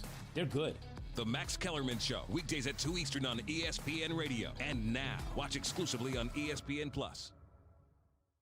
This is Greeny. I'll tell you who Kyler Murray. People are going to compare him to Michael Vick. He doesn't look anything like Michael Vick to me. People are going to compare him to Lamar Jackson. He doesn't look anything like Lamar Jackson to me. You know who he looks like? If Barry Sanders was a quarterback, he'd have been Kyler Murray. Kyler Murray runs like Barry Sanders. You watch him run, and he's a great quarterback. He's a great thrower of the football. He's the closest thing to Steve Young. That's the best analogy to it. Greeny, weekdays at noon Eastern on ESPN Radio, your smart speaker, and on the ESPN app. Brent Martineau. There's 3 islands, and it can be very nice and lucrative, by the way. You could be a huge winner, but you could be a huge loser, too. You might not have a boat to get home. Austin Lane. Well, I like that, man. I love that analogy. Action Sports Jacks on ESPN 690. I've heard the rumors now, and I want to make sure that you understand that the city of New Orleans is a place for you and your beautiful family. I'm LaToya Cantrell, mayor of the city of New Orleans, and I know, Mr. Wilson, that you will be a great addition to the New Orleans Saints. And more importantly, I can see us in that number winning that Super Bowl championship once again. And what else I can see? The Mrs. Sierra Wilson herself on that main stage during the historical Essence Festival. Just wanted to stop in to let you know that we not only admire you, we want you. Love you, man. Love Sierra. Love your beautiful family. The culture of the city of New Orleans awaits you. Oh, man.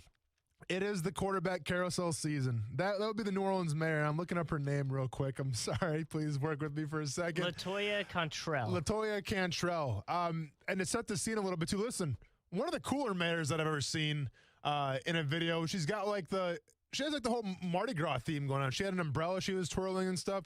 Really trying to go above and beyond to get Russell Wilson in the city of New Orleans. Now, Kuz, is it New Orleans or is it New Orleans? Because she said New Orleans. Yeah, New Orleans, I thought. No, hold on. Let me see if I can find it. Yeah, because we got to square this away right now. Because the way I was always... It's a place for you and your beautiful family. I'm LaToya Cantrell, mayor of the city of New Orleans. No, see, she said New Orleans there. New Orleans. But go in the beginning. She says New Orleans. I've heard the rumors now. Here it comes. I want to make sure that you understand that the city of New Orleans is a place for you and your beautiful family. I'm LaToya Cantrell, go back to the beginning, mayor of the city of New Orleans. Okay, maybe she just said New Orleans. I thought you said New Orleans. I Like swore in the very I heard beginning. it a different way when we first listened. I don't know. This is like the whole the viral video where it's like there's two things. Yanny or Laurel. Yeah, or whatever. Laurel. It's New Orleans, right? We're not saying New Orleans. Nolans. Just like Louisville. Biggest thing I learned about New Orleans in Kentucky, because we had a bunch of guys from Louisville.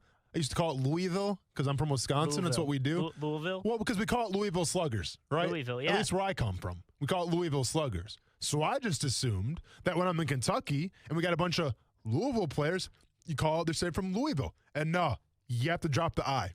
Well, there's an I in it. No. Got to drop the I. Okay, so I learned a lot about that. So it is New Orleans. Needless to say, how do you think Drew Brees feels about this? Because Drew Brees hasn't announced his retirement yet. Well, and that's that's awkward. We talked about this kind of off the mic last week on Friday. I think I said it to you. I was just like, I thought Brees already retired. No, I guess everyone just assumed he did. Well, no, for sure. And listen, if you've been following Drew Brees lately, that fool's outside. He's doing like sled pushes and stuff. Like it seems like he's trying to make a comeback. He's trying again. to come back. Yeah, I mean, I'm looking at the video right here. This is brought to you by BR Gridiron or Bleach Report Gridiron. Yeah, this guy is pushing, you know, like the sled that you with the two poles. Mm-hmm. He's doing the sled push. Now he's got 245s on. That's about it. You know, Drew, you're a quarterback. I get it. I get it. You know, you're a quarterback, but you know, I feel like my wife can do that. I'm just saying. To bring that up a little. I'm just saying, but he's going uphill a little bit too. So props to Drew Brees. Once again, you're not Taysom Hill, so I'm not gonna hate you too much for it. But like watching this workout right here, Kuz, it looks like he's trying to play this year. Yeah, I mean, this is a workout. But didn't he have like a contract for like TV? I think he had offered something, but it's not. It's not for sure. Like, but I'm just saying, if you see a guy doing sled pushes like this, two things happen: midlife crisis. Well, he's past the point of midlife crisis. The guy's done it all. He's got a great family. Mm-hmm. He's fine there. Or you're planning some kind of comeback, and that's what I gauge from this workout. Now, it begs the question. Obviously, if you're a Saints fan, you take Russell Wilson over Drew Brees any day of the week. Well, with all due respect to Drew Brees, for what he's done for that city, the records, all that stuff. But Russell Wilson obviously has a little left in the tank, and we're reminded of what Drew Brees left us with, you know, his final game of the season. I wonder where does this go? Because it's kind of an awkward situation. Like, if I'm the Saints organization, if I'm the Saints brass, no pun intended, because it's, you know, New Orleans with, you know, the music. Like, and I don't know. Like, I see this video and I'm just like, Drew, you gave us enough, buddy. Hey, we're all set here. Like, I guess what I'm trying to get at. Your lungs were punctured. Yeah, that's a good point. He'd had punctured lungs. I guess what I'm trying to get at is, do you think the Saints are wanting him to come back? Okay, because I don't know. I just felt like the way that he walked off the field, and I get it. There wasn't a full crowd there. that means something. I understand all that stuff, but like the way that he left, it felt like that was the last time. Now, it wasn't on the best of terms, but let's be honest. Quarterbacks in the NFL, they don't always go out on top in terms of winning a Super Bowl or even going to the Super Bowl. Now, Tom Brady is the outlier here. I'm sure Tom Brady's got another 3 left in the tank before he hangs it up in terms of Super Bowl wins, because that's all the guy seems to do. But with Drew Brees, like, I got this sense when he walked off the field that was it for him. But now, like, I'm seeing this video, and I get it. And people are saying, oh, dude, it's one video. I understand it. But make no mistake about it. When I'm done fighting, and who knows when that's going to be, and when my athletic career is done, well, I'll still be skateboarding, all that good stuff. But you will never see me do a sled push again after my MMA career, all right? It's going to be straight yoga. It's going to be straight, I don't know. Pilates? Pilates? Too much? Yeah, I might pull something. What about the water aerobics? Dude, I'll crush a water aerobics circuit. There you go. Don't even get me started on water. No, the whole swimming thing, not necessarily. You know, like I have to wear like the buoys or like the floaties. Okay. I mean, I can swim. I just, it's not one of my favorite things to do. It's easier there. Yeah, okay. Yeah, I mean, I can think of a better way to spend a day than swimming. Oh, just saying. I love swimming. For what? Everything. Why? It's great. Yeah. Nah. We're all good. I remember when our school made us do the 20-minute tread water thing. Yeah. I was like, can we do it for like 40 minutes? Like, I just want to chill in the water here. Like, all right, listen, and I'm going to tell you a secret real quick because no one's listening right now. The reason I don't like swimming that much is because the chlorine gets in my hair and it dries it out, and then it's a pain to deal with. So if that's me sounding a little extra, I apologize. All right? Could I sound any extra right now? No, where that's I say okay. I don't That like to makes go sense. swimming because it dries the crap out of my hair. So just go in the ocean. Sharks and stuff, though, right? Yeah, well. We've been over this. Yeah, I know. I don't do oceans that much, okay? What about like a salt pool? Salt pools are cool. Or like a river. Oh, dude, I mean, hey, we're looking for lakes.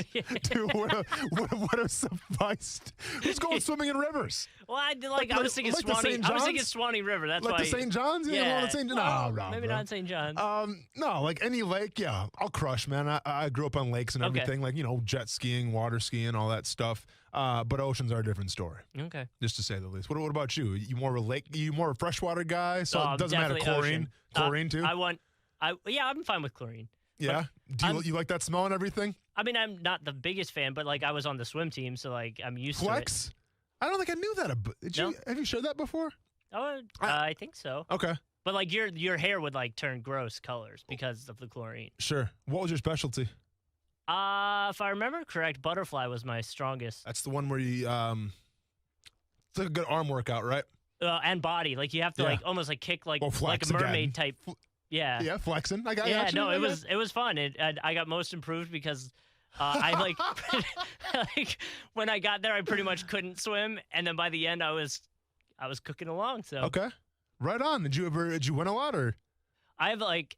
I mean, let's be honest, dude. You kind of have the frame to be a swimmer. Like you're kind of tall and lean. Yeah, I did okay. So like they had tiers, like A, B, and C, and if I remember correct, I was in B, so I wasn't ever able to get to A. Yeah, and I would get like second and third and first in those, but I do have like my mom kept all my trophies and stuff, and I guess they just gave out like banners for everything, so I have some from when I first started that I came in like 24th. I'm like, I honestly wish you hadn't given me that. No, it's all good, man. Recognize. It's crazy though, because like you think of swimmers and they're a certain body type. Like I just said, I mean, you're tall and lean. Like I can see you being a swimmer. Yeah. Right. Like if I probably weighed a little less, I probably had like the swimmer's body. But like, it's crazy how, and they should do like a sports science on this. Like I feel like every like competitive swimmer that's like really good, they have like the long wingspans, and they have like. The traps and the whatever these are called. I'm messing it all up. What are lats? Well, thank you very much. Oh, I got you're it. on it, man. They have like ridiculous lats. And now obviously you're in the pool a lot, but like I wonder all that motion, like if it elongates your body at all. It might, because maybe. I feel like all swimmers are long and lanky. Maybe that, or those are just the ones that we see because that body frame and shape makes them better or potentially better. I guess so. Yeah, but it's like gymnasts as well. Like very rarely do you ever see like a really, especially like a in the female side, do you ever see like a really super tall gymnast? No, they're usually they're all pretty short. And someone once told me that's because like all the tumbling that they do, it actually stuns their growth. You believe that, or is that they're really lying to me? I don't know. I mean, I know nothing about like how growth plates work. So yeah. Well, I'll tell you what. The YMCA, they got a kids program in gymnastics. I'm thinking about getting Ronan in that. Oh, yeah? If I could go back and do it all over again in terms of like my sports prowess, I probably would have taken gymnastics. Well, because really you get so would've. strong from it, right? Well, like your whole for body. sure, dude. I mean, core strength, hip mobility, foot strength. Yeah, it's every hand strength. It's everything. And like I'm reminded of so Jason Pierre-Paul. Jason Pierre-Paul was a guy in my draft class out of University of South Florida. Now to set the stage really quick. The year prior to Jason Pierre-Paul going to South Florida, there's a guy by the name of George Selvey, who I'm very good friends with, a former teammate and former training partner. But with George Selvey, he was slated to go, I want to say, in the first round of his junior year and chose to come back to South Florida for his senior year. Well, in doing that, a guy by the name of Jason Pierre-Paul shows up. And all of a sudden, it's like all the hype. And Selvey doesn't get drafted, I believe, to the 6th round. He goes to the Rams, and Jason Pierre-Paul goes the first round.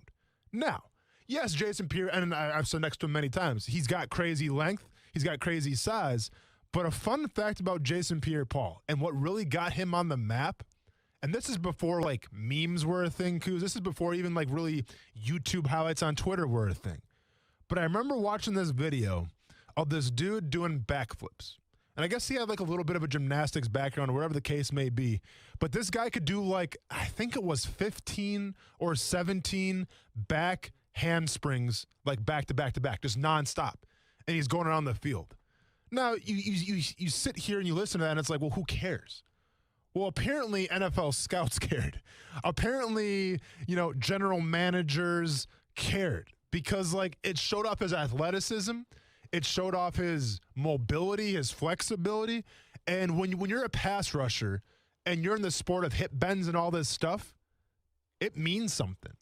So, like, I meet Jason Pierre-Paul when we're in Indianapolis at the Combine, and, like, he stands next to me, and immediately I notice, like, okay, well, you have a freakishly crazy wingspan. But then I'm looking at his height and his size. I'm like, dude, how the hell can you do like 17 or 18 back hamstrings back to back? He's like, I just practiced as a kid. I just grew up doing it with gymnastics and it always kind of stuck with me. Like, I remember hearing that thinking like, dude, I can't even like sleep on my stomach without like having the worst back pains the next morning. Right. And this dude's doing like back hamstrings. But needless to say, 11 years later, dude's still in the league. Dude just won a Super Bowl. And granted, he blew off his hand with some fireworks, but he's still doing the dang thing. Like, he's still in the league. And I think a lot of that has to do with, like I said, the gymnastics background, the mobility, the flexibility. That all comes into play. So listen, parents out there that want to raise the next, NFL stud or athletic, scholarship recipient, I'm not going to tell you how to raise your kids. But I'm just going to say, when they're super young, I don't think gymnastics is the worst thing to have them do. I think it's fun. I think it teaches them to grow into their body a little bit. So instead of like getting little Johnny or little Jimmy in that squat rack for, with 305 pounds on their back when they're 6 or 7 years old, let them do some gymnastics, man. Let them do some tumbling. Let them move that body around a little bit and get used to it because they're growing. That'd be my advice to parents out there. But hey, do what you want. When we come back in ESPN 690, I'm going to start taking behind the scenes of the Combine a little bit. Mike Tannenbaum put out a great article. Why do NFL Combine participants wear suits to the meeting? I always laughed at that. Should I be laughing about it? What are all these questions, these crazy questions, what do they all mean? And what do scouts actually look for when they put you on the board and tell you to drop some plays? We'll discuss that next here on ESPN 690. ESPN 690 SportsCenter Update. I'm Jake Mitchell. Tragic news over the weekend as Jacksonville native and former third-round pick Louis Nix III was reported dead after his car was pulled from a retention pond here in Jacksonville. He'd been missing for several days. You may remember that Nix survived a shooting outside of a Jacksonville gas station this past December. He was just 29 years old. Troubled wide receiver Josh Gordon will join troubled quarterback Johnny Manziel in a new league that started play earlier this month. It's called the FCF. It's 7-on-7, and the fans set the rosters and call the plays. Finally, some good news in Major League Baseball as Trey Mancini took the field to an ovation from both dugouts and even got a base knock in his first AB after recovering from stage 3 colon cancer. The Sports Center Update is brought to you by Morgan & Morgan. Morgan & Morgan, for the people. Hey everyone, this is Brett Martineau from Action Sports Jacks on ESPN 690. Hope you catch the show Monday through Friday from 3 p.m. to 6 p.m. on 10 different platforms. But if you missed the show today, you missed this.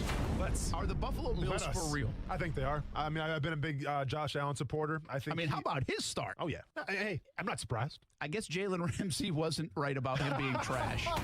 Subscribe to the podcast and check the show out on Action Sports Jacks on ESPN 690. Get the podcast daily. All you have to do is search ESPN 690 in your podcast app. They just don't make them like they used to. People say that a lot, and sometimes it's true, but not for air conditioners. Manufacturers actually make them better than they used to. It's just that local AC companies don't install them like they ought to.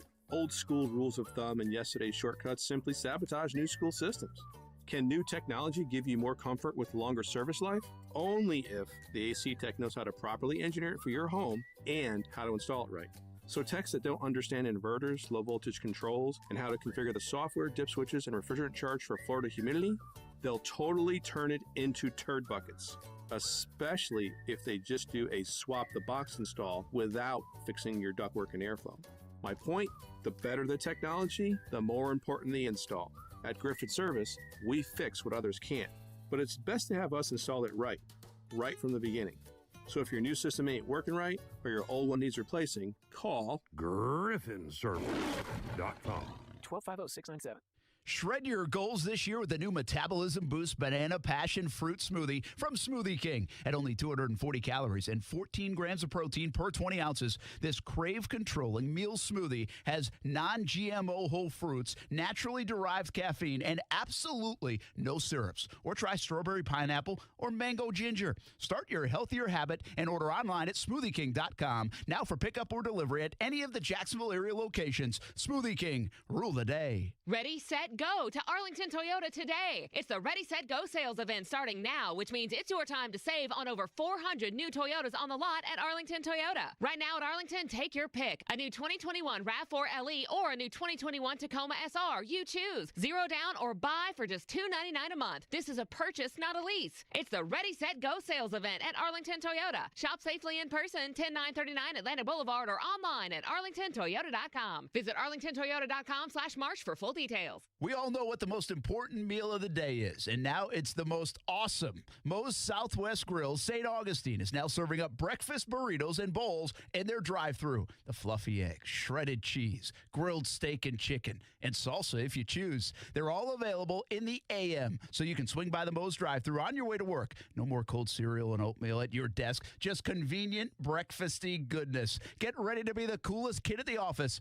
Welcome to Moe's. Though no longer little, teens still need a lot of love. Yet teens in foster care have a harder time finding it, as 82% of foster families are home to kids 12 or younger. You can positively impact a teen's life as a foster parent. With help from Family Support Services of North Florida, you provide patience, love, and understanding, and Family Support Services will offer specialized training, resources, and a community of support. Take the next step at foster-now.org. That's foster-now.org. Pierre's Diamond's most exciting offer is back for a limited time. 0% financing for 5 years. Plus, get 0 down. It's the sale smart jewelry shoppers wait for. You get Beard's already low prices. But then you get to spread your payments out for 60 months with no money down. But hurry, this incredible finance opportunity won't last long. How about a $6,000 Decory or Veragio ring? You pay just $100 a month. Or a pair of $3,000 stud earrings. You pay just $50 a month. And every purchase purchase at Beard's Diamonds is backed by our free lifetime warranty. Now's the time to get her that designer setting she's been dreaming about and spread your payments out for 5 years. Find your total price by 60, and that's all you'll pay per month. Don't miss out on the best deal of the year. 0% financing for 5 years. Plus, get 0 down on everything in the store. Beard's Diamonds at the St. John's Town Center or at beardsdiamonds.com. Get the lowest prices in Jacksonville guaranteed at Beard's Diamonds. For the ones finding new ways to ensure the job always gets done. For the ones wearing many hats. For the ones who are hands-on, even from far away. And the ones keeping business moving forward. We are Grainger, offering supplies and solutions for every industry, with 24/7 support and experienced staff at over 250 local branches. Call, clickgrainger.com, or just stop by. Grainger, for the ones who get it done. Monster Jam returns to Jacksonville at TIAA Bank Field Saturday, March 6th and Sunday, March 7th. See the legendary Gravedigger, Max D, and more compete in intense competitions of speed and skill. You can win a pair of tickets for free from ESPN. To register for your chance to win, go to the contest page on ESPN690.com.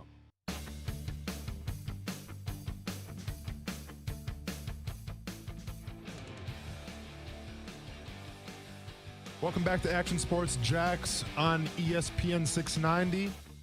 I'm Austin Lane, my co-host Brent Martineau on a little vacay, enjoying his time off with the lovely weather, but thankfully I got Kuz having my back, pushing all the right buttons, trying to keep me on track as much as possible.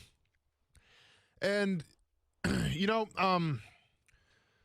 obviously, in the news, we got to talk about the breaking stories and everything like that. And I started off talking about my weekend, and it was a great weekend. But, there is a little bit of somber news, to say the least, and a little bit of sad news that involving Louis Nix, who passed. Well, who was found deceased Saturday night in a pond, kind of by his house in his vehicle. Now, I had the opportunity, or I could have reached out to, Ben Beck, who does a fantastic job. He's been reporting on this the entire week.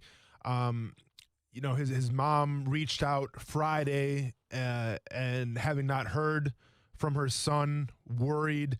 They put out the, his car, make and model and all that stuff and said, if you've seen this, keep the heads up and anything like that. So it seemed like this weekend was about, staying up to date of what ever became of it, what happened. And then Saturday night, you got the worst conclusion possible, that, Louis Nix passed away. Now, as far as the details are concerned, there's some speculations out there. I'm not going to talk about any of it until I, see certain people report it and confirm it. So I'm not even going to bring anything to that light. And like I said, I really didn't want anybody to come on and discuss the matter per se, not from really my own selfish needs, but the story's out there for everybody to read. Okay? And the reason why I'm so hesitant about talking about it a lot is because I had the opportunity to interact with Louis a couple of times. We used to train together in the off season when I was retired and pursuing an MMA career, and I think he was coming off of a knee injury. We found ourselves at the same place of training, to get ready in the off season and things like that. And granted, my workouts were different than his workouts, but we always finished off with a cool down and a stretch together. And I saw a guy by the name of Reggie Northrup today, who's also an MMA fighter, but former football player, went to First Coast, spent some time with the Los Angeles Rams, went to Florida State collegiately, but he also trained with all of us. And I saw Reggie today, and, Reggie asked me, dude, did you hear about Big Lou? And I'm like, yeah, it's just, you kind of at a loss for words. And all I'm going to say about Louis Nix III, I've knew him for about 2 weeks. Right now, he was never my teammate. I didn't necessarily know him personally, but I will say this about him. The dude always had a smile on his face, and there's some guys in this business, when I say business, I mean the game of football, where you talk to them and they speak about the future, and it's like, man, I'm worried about this guy. Like this guy needs football. If he doesn't have football, what is he going to do? And Lewis was always that guy that seemed like he had it all together. He was a guy who would make the light of any situation. And I say this all the time. Like, you need those guys in your life, especially when you're going through hard workouts. Like, you need the guy to lighten things up, crack jokes, make everybody laugh. And, whether it was in our stretching group or whether it was me watching the NFL guys work out, like, I always got the sense that Lewis was that guy. And that was only in a couple of weeks of actually knowing the dude, But I remember when I would leave the gym of talking to him, I always got the sense that, man, if his injuries become too much and he's got to walk away from the game of football, that dude's going to be okay because he's got a great energy. You just got the sense that everything was going to be cool. And then, the story comes out, and now we're here. So that's basically all I got to say about that. Obviously, as the story continues to develop, we'll do our best to keep everybody up to date. For more details, I encourage everybody to follow Action News Jax. They've been really great with keeping everybody up to date with it. But in the meantime, nothing but positive thoughts and vibes go out to his family, his mother. Yeah, and that's pretty much it on that standpoint. Sorry, everybody. But Kuze, let's go ahead and go to break, man. Let's go ahead and reset. When we come back, we'll start talking about the Combine a little bit, get a peek behind the curtain. Mike Tannenbaum had a very interesting article come out about what exactly scouts looking for at the Combine. We'll go over that. A lot more stuff, actually breaking news in the NBA as well. So we'll get to that in a little bit here. More on ESPN 690.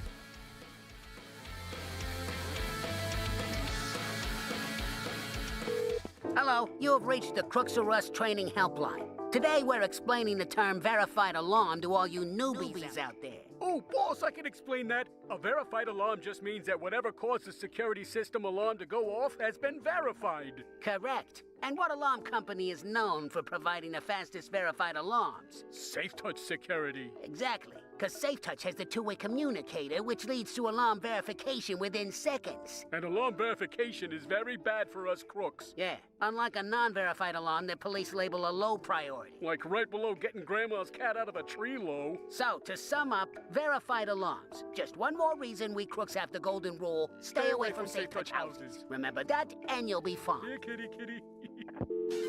Only one security system is truly the best. Hi, I'm Lester Jackson, president of Safe Touch Security Systems. No one beats our technology or our price. Call Safe Touch today at 888-723-8682 or go to safetouch.com. State license number EF233.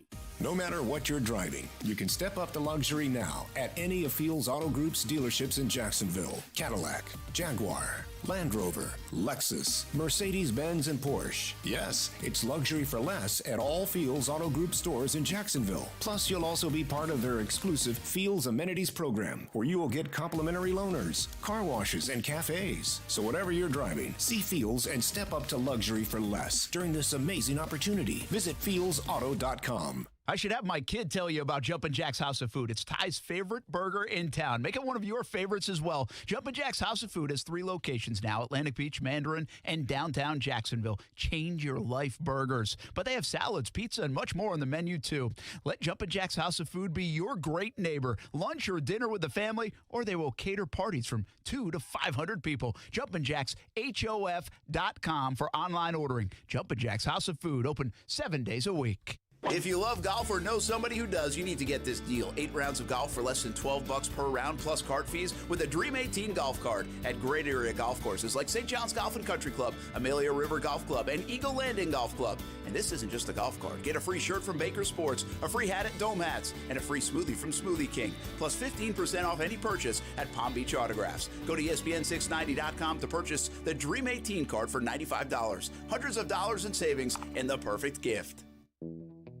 Hey, does your car still only play CDs? No Bluetooth? No CarPlay? You've got an old car, my friend. You know what's better than an old car? A less old car. Get a car or truck that's new to you with a great used car loan from 1-to-1 Financial, Jacksonville's hometown credit union. Get pre-approved for a loan and shop at any dealership in town. Get a low rate and get rid of that old car today. Apply online at 1to1fcu.org. Federally insured by NCUA. Do you have a passion for sales? Are you known for building strong relationships? Do you love to compete and win? CMG Jacksonville is searching for a talented individual to join our family as a media consultant. This position will require a committed person who will forge great relationships with Jacksonville's business leaders and develop profitable campaigns for advertisers. If your talents are a match, email your resume to jaxjobs@cmg.com. That's JAXJOBS@cmg.com or call 245-8732. Get in the zone, AutoZone. Welcome to AutoZone. What are you working on today? You're probably looking for some fuel treatment. It cleans your fuel system to help your engine run smoother, and that means better gas mileage. Right now, you can get 2 bottles of Lucas Complete Fuel Treatment for just $8, plus a $1 bonus reward if you're an AutoZone Rewards member. Not a member? Don't worry. We can sign you up fast right here or on AutoZone.com. Getting the job done just got easier. Restrictions apply. Get in the zone, AutoZone. It's time for some straight talk. Your tax return could look different this year, but you're still going to hear a lot of noise about how to spend it. So when the big carriers tell you to splurge on the latest nonsense, just tune it out. With Straight Talk, you can get a Samsung Galaxy A51 for just $199. Plus, get the $45 unlimited talk, text, and data plan with no contract on America's best networks for up to 50% less. Tune out the nonsense and tune in to Straight Talk. Straight Talk Wireless. No contract, no compromise. Broadcasting live from the ESPN 690 Anajar and Levine studios. Anajar and Levine Accident Attorneys. Call 904-600-4000. That's 904-600-4000. ESPN 690. Jacksonville's home for ESPN Radio. WOKV Jacksonville. Listen live everywhere you go on ESPN690.com. ESPN 690, a Cox Media Group station.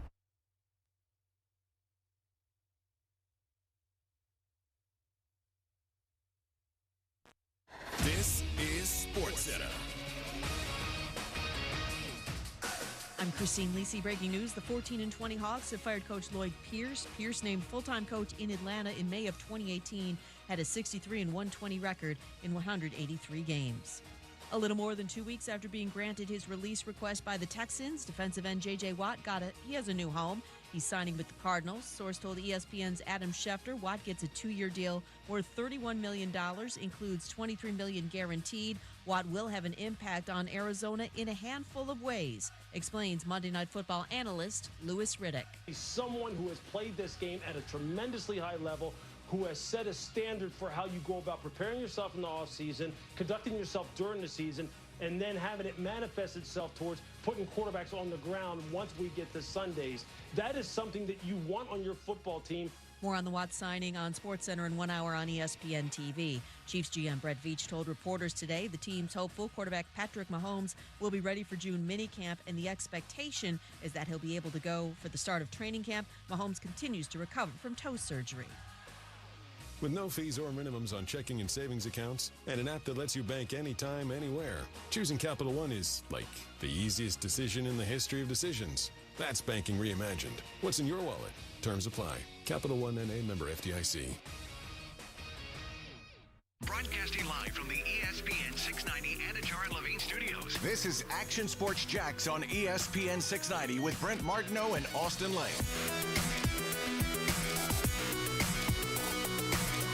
You can get picky, and you can look at Trevor Lawrence and say, okay, we saw you against Ohio State in the college football playoff. There were, some fumbles, the ball security thing. He was really trying to extend the play.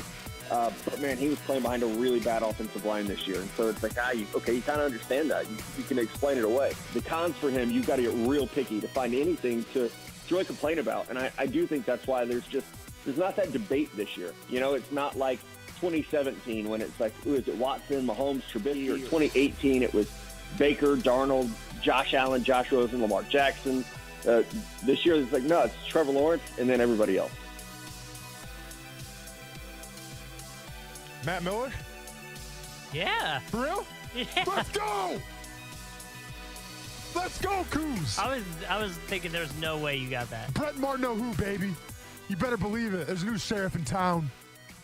What am I, 3 for 4 at Coos? I mean, be honest, that's That was a one good of my one. better showings, yeah. I was convinced there was no way you were saying that one. I know. Especially because I don't want to subscribe to his draft content. Maybe I could. That's probably a tax write-off, isn't it? I should look into that. It might be Did now. you get that ESPN Plus username, by the way? You still need me to send that to you?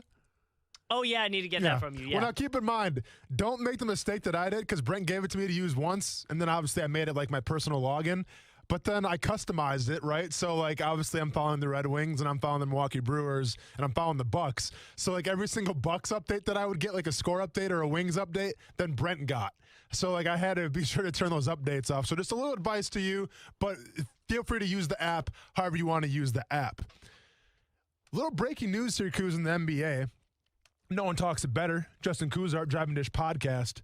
Atlanta Hawks cutting ties with their, former head coach now, Lloyd Pierce. Yeah. I mean, is this kind of an example of, a guy who's had some time, I feel like, on that team?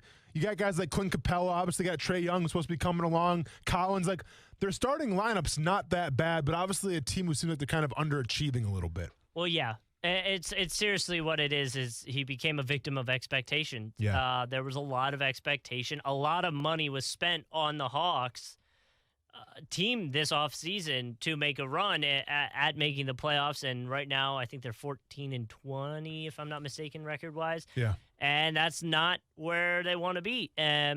Is that his fault? Probably some of it is. But there's been a lot of injuries to the new guys that they've brought in. You mentioned Collins. They're probably going to end up trading Collins because Clint Capella has been playing better. Mm-hmm. So it's just a team that thought they stocked up on assets and players that were really going to give them that push to make into a playoff, almost with a Luka, because there's always going to be that comparison between Trae Young and Luka. Make that playoff run, and they're obviously not doing that right now. Well, and what's the overall synopsis now on Trae Young? Because obviously a guy who comes from Oklahoma, fantastic shooter.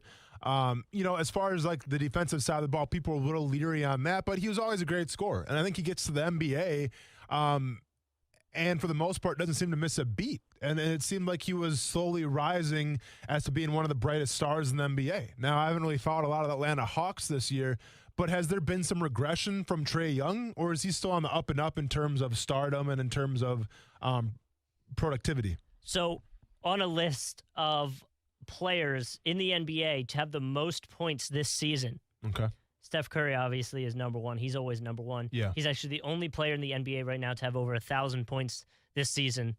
Is anybody talking about Steph Curry for MVP, by the way, or not? Oh, yeah. okay, they are. But right now they're on a James Harden tear. I got you. I think he's playing really. But flavor of the week, yeah. In terms of that, Trae Young is in the top 10 in scoring. In total points. His effectiveness, he's at a 42%. His 3-point percentage is only at 36, which is actually Bradley Beal's a little bit lower. Second lowest in the top 10 for this list of players. Okay, but like he's above players like Joel Embiid. Sure, like Joel Embiid is lower than him in terms of total points. Okay. But again, so still pretty. I mean, listen, if you're top 10 in total points in the NBA with all the talent that there is right now, that's pretty impressive from Trae Young's standpoint. James Harden also only has one. Is the only player with more assists this season than Trae Young. So Trae Young has been playing. Like, I think because the team's not playing well, he won't get the credit for it. He's playing really well, and he's doing really well. But again, he's always going to be compared to Luka, who is always going to be in the top with him. I mean, Luka's fifth right here in assists and was 2 ahead of Trae in terms of points. So it's always going to be compared, and like it or not, it also will happen when you look at the record. They're okay. So they're the Hawks are 14-18, not 14-20, but Luka is 16-15. So really, it's not much different, but a whole different vibe because of how much money was put into the Hawks this offseason. It was like a crazy amount of money that they spent to get new guys in, new players in, kind of revamp the offense and defense a little bit. Well, and you said it about, comparing Trae Young and Luka, and it might not be the fairest comparison, but I mean, that's what we do in sports. They were traded for each other. Exactly. Yeah. And that's what we do in sports. I mean, I'm reminded of when essentially the Milwaukee Bucks traded Dirk Nowitzki away for Tractor Trailer, and it was just like you compare it for a while and then you move on. But like, I mean, I don't want to sound out of the realm of crazy here, but like, it's not even close in terms of if you're going to start a team and you're going to pick a player between Luka and Trae Young, you're going Luka all day, right? Or is it actually closer than I imagine it would be? I think you could make an argument for Trae Young. Okay. I don't think many people will, though. Yeah. Like again, right now, Trae's got more assists, and he's essentially at the same point in terms of scoring. Luka's got a better field goal percentage than Trae Young, but Trae Young has a better three-point percentage. Not much, but better than Luka. So it's like it's almost like you can make the stats work for you in this. True, and it's kind of biased as well because I've seen so many Luka highlights, right? I mean, I've seen the game-winning three-pointers. I remember him from the bubble last year. Like, to me, Luka's almost a household name now, where Trae Young playing in Atlanta, not having a lot of success, really isn't that guy, even though, like you just said, I mean, he's still progressing. He's still becoming, a top 10, point leader in the NBA. So it deserves to be said there. It's for sure going to be Luka. At one point, I mean, even going into the season, they expected him to be the MVP this year. Yeah. He's the third on the list for the most triple doubles this season, only behind Nikola Jokic and Russell Westbrook, because Westbrook always has triple doubles. That's what he does. And he has the same amount of double doubles as Trae Young. So I would say definitely people would say Luka, but there's going to be someone out there that's a Trae Young stan and wants to make his point, and they would have some stats to make that point. Fair enough. So, my co-host Brent Martineau here, who's on vacation, sent us a really interesting article today, written by Mike Tannenbaum about what occurs at the NFL Combine and why it happens the way it does. Now, let me preface this by saying Mike Tannenbaum's got some experience as a GM with the New York Jets. I feel like him and Brent Martineau are always in cahoots because, if I'm not mistaken, I think when Brent did the Golick and Wingo mock draft last year, I think Tannenbaum was the guy that praised Brent for taking Kinlaw, which, let's be honest, I also praise Brent for taking Kinlaw as well. But with that being said, I always feel like, there's a reason why you're not a GM anymore. Right, because it didn't work out. Now, I get that you have a job in ESPN. That's fantastic. But I was actually a really huge fan of the article that he put out because he answered some questions I had of why the heck do we do the Combine like we do the Combine, and what does it all mean? And we're gonna get to that in a second here. But first, we got a phone call. I think we got Steven on the line. I want to get to him real quick before I go into my spiel about the Combine, the pros and cons of it, and why some things needed to change. But Steven, thanks for calling on the show, dude. How we doing this Monday? Hope you had a great weekend. Doing pretty good. My wife actually took me to Gatorland for my birthday, so that was fun. Where is Gatorland located? It's in Orlando. Okay, and obviously there's a slew of gators there, correct? Yeah. I mean, like, what do you mean, like, define this? Are they in cages? Can you, like, pet them? What are we talking about here with Gatorland? I don't know, man. They're scattered all throughout the park, just big, any-size gators. Birthday, you get to get your picture taken on one, holding the jaws up like a gator wrangler. All right. You get to feed them chicken and things like that all day. See, I've seen way too much Jurassic Park, man. I don't trust it, but I'm glad you had fun. What was your question? What'd you have for me today? Mine was, everybody's telling me about free agency that, we need to go all out. We need to spend, we have all this money, we need to spend it all. And I'm trying to tell them, but we don't want to end up where we were, like when Tom Coughlin first left and he killed us on draft money. Sure. I think we should probably do at least two big spendings. Yes, Leonard Williams, basically hand him a blank check and say, hey, put your number here and we'll pay it. And maybe one big signing on offense.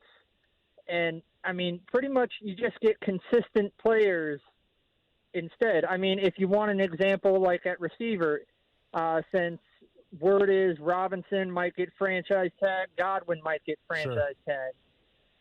Maybe go for consistent receivers. An example, Nelson Aguilar, he's a free agent with the Raiders. Rashard Higgins from the Browns, he did good, but they relied a lot on their running. True. But we also got to take into effect, we got to give DJ Chark a new deal during this year or after this year because he's playing on a contract year this year. Mm-hmm. Not a lot of people know that James Robinson was only on a 2-year undrafted rookie deal. He's got to get paid. Mind you, running back, that's chump change. Yeah, true.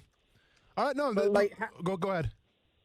But, I mean, would that be something that seems more plausible instead of just spending all our money all at once? No, it's a great point, Steven. Thank you for calling in.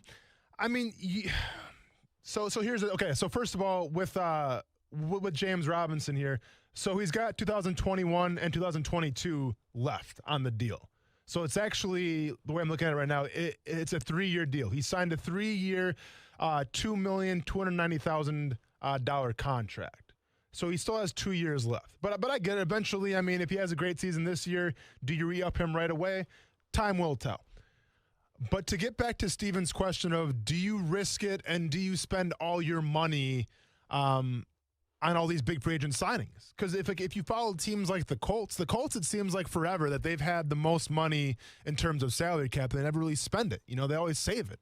And as the great Zach Miller, former tight end of the Jacksonville Jaguars and Chicago Bears, once told me when I asked him about why do you have ostrich boots, he told me because you know why? Because you can't be buried with money, so you might as well spend it. I always appreciated that line. I think it's from a rap song. But I think why people are wanting – listen, I have to be careful how I approach this answer here. Because, Steven, I see where you're coming from. But where I'm coming from is the fact that, okay, you have a lot of holes right now. Yes, Urban Meyer's here.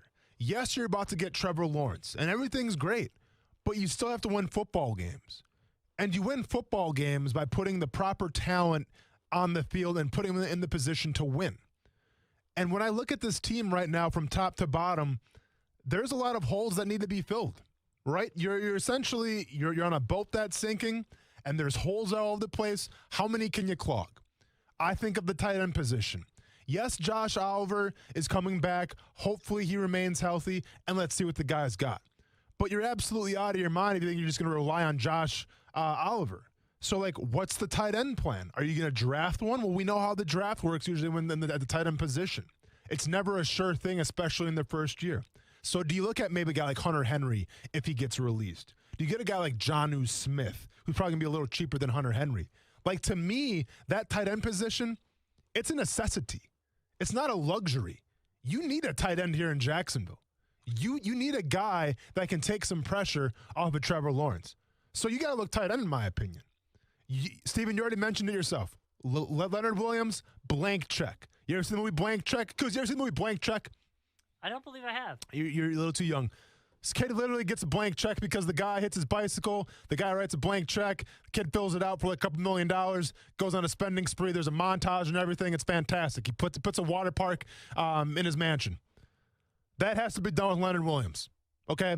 It's going to be Blank Check 2 featuring Leonard Williams, and he's going to the candy store in a stretch limo. He's getting all the candies that he wants. That's what the Jaguars need to do with Leonard Williams because, once again, that is a gaping hole right now in your boat that is sinking. You need to address it. You need to address the interior defensive line play, and Leonard Williams is that guy. The wide receiver position is a little more of a luxury to me. Now, we talk about it all the time, and it's the sexy talking point because, once again, it helps Trevor Lawrence. It gives Trevor Lawrence confidence. You want to get him as many weapons as possible. Trevor Lawrence is John Wick right now, and he's coming in the gun store. So let's go ahead and give him, the M16 up there. All right, let's go ahead and give him the PP7 over there. Let's go ahead and give him a couple grenades. You know what I'm saying? Give John Wick his weapons. Trevor Lawrence is John Wick. So, that's why we're all excited for maybe a wide receiver to come to Jacksonville and maybe a bona fide one wide receiver, if you will. So, at the end of the day, do you spend all of it? And I'm going to say absolutely not. I don't think that's smart business. But I think you address the dying needs. And I think the dying needs right now, more than anything, it's the tight end position, interior defensive line, and depending what happens with Cam Robinson, Orlando Brown, Trent Williams, the left tackle position. To me, the wide receiver position, that's secondary.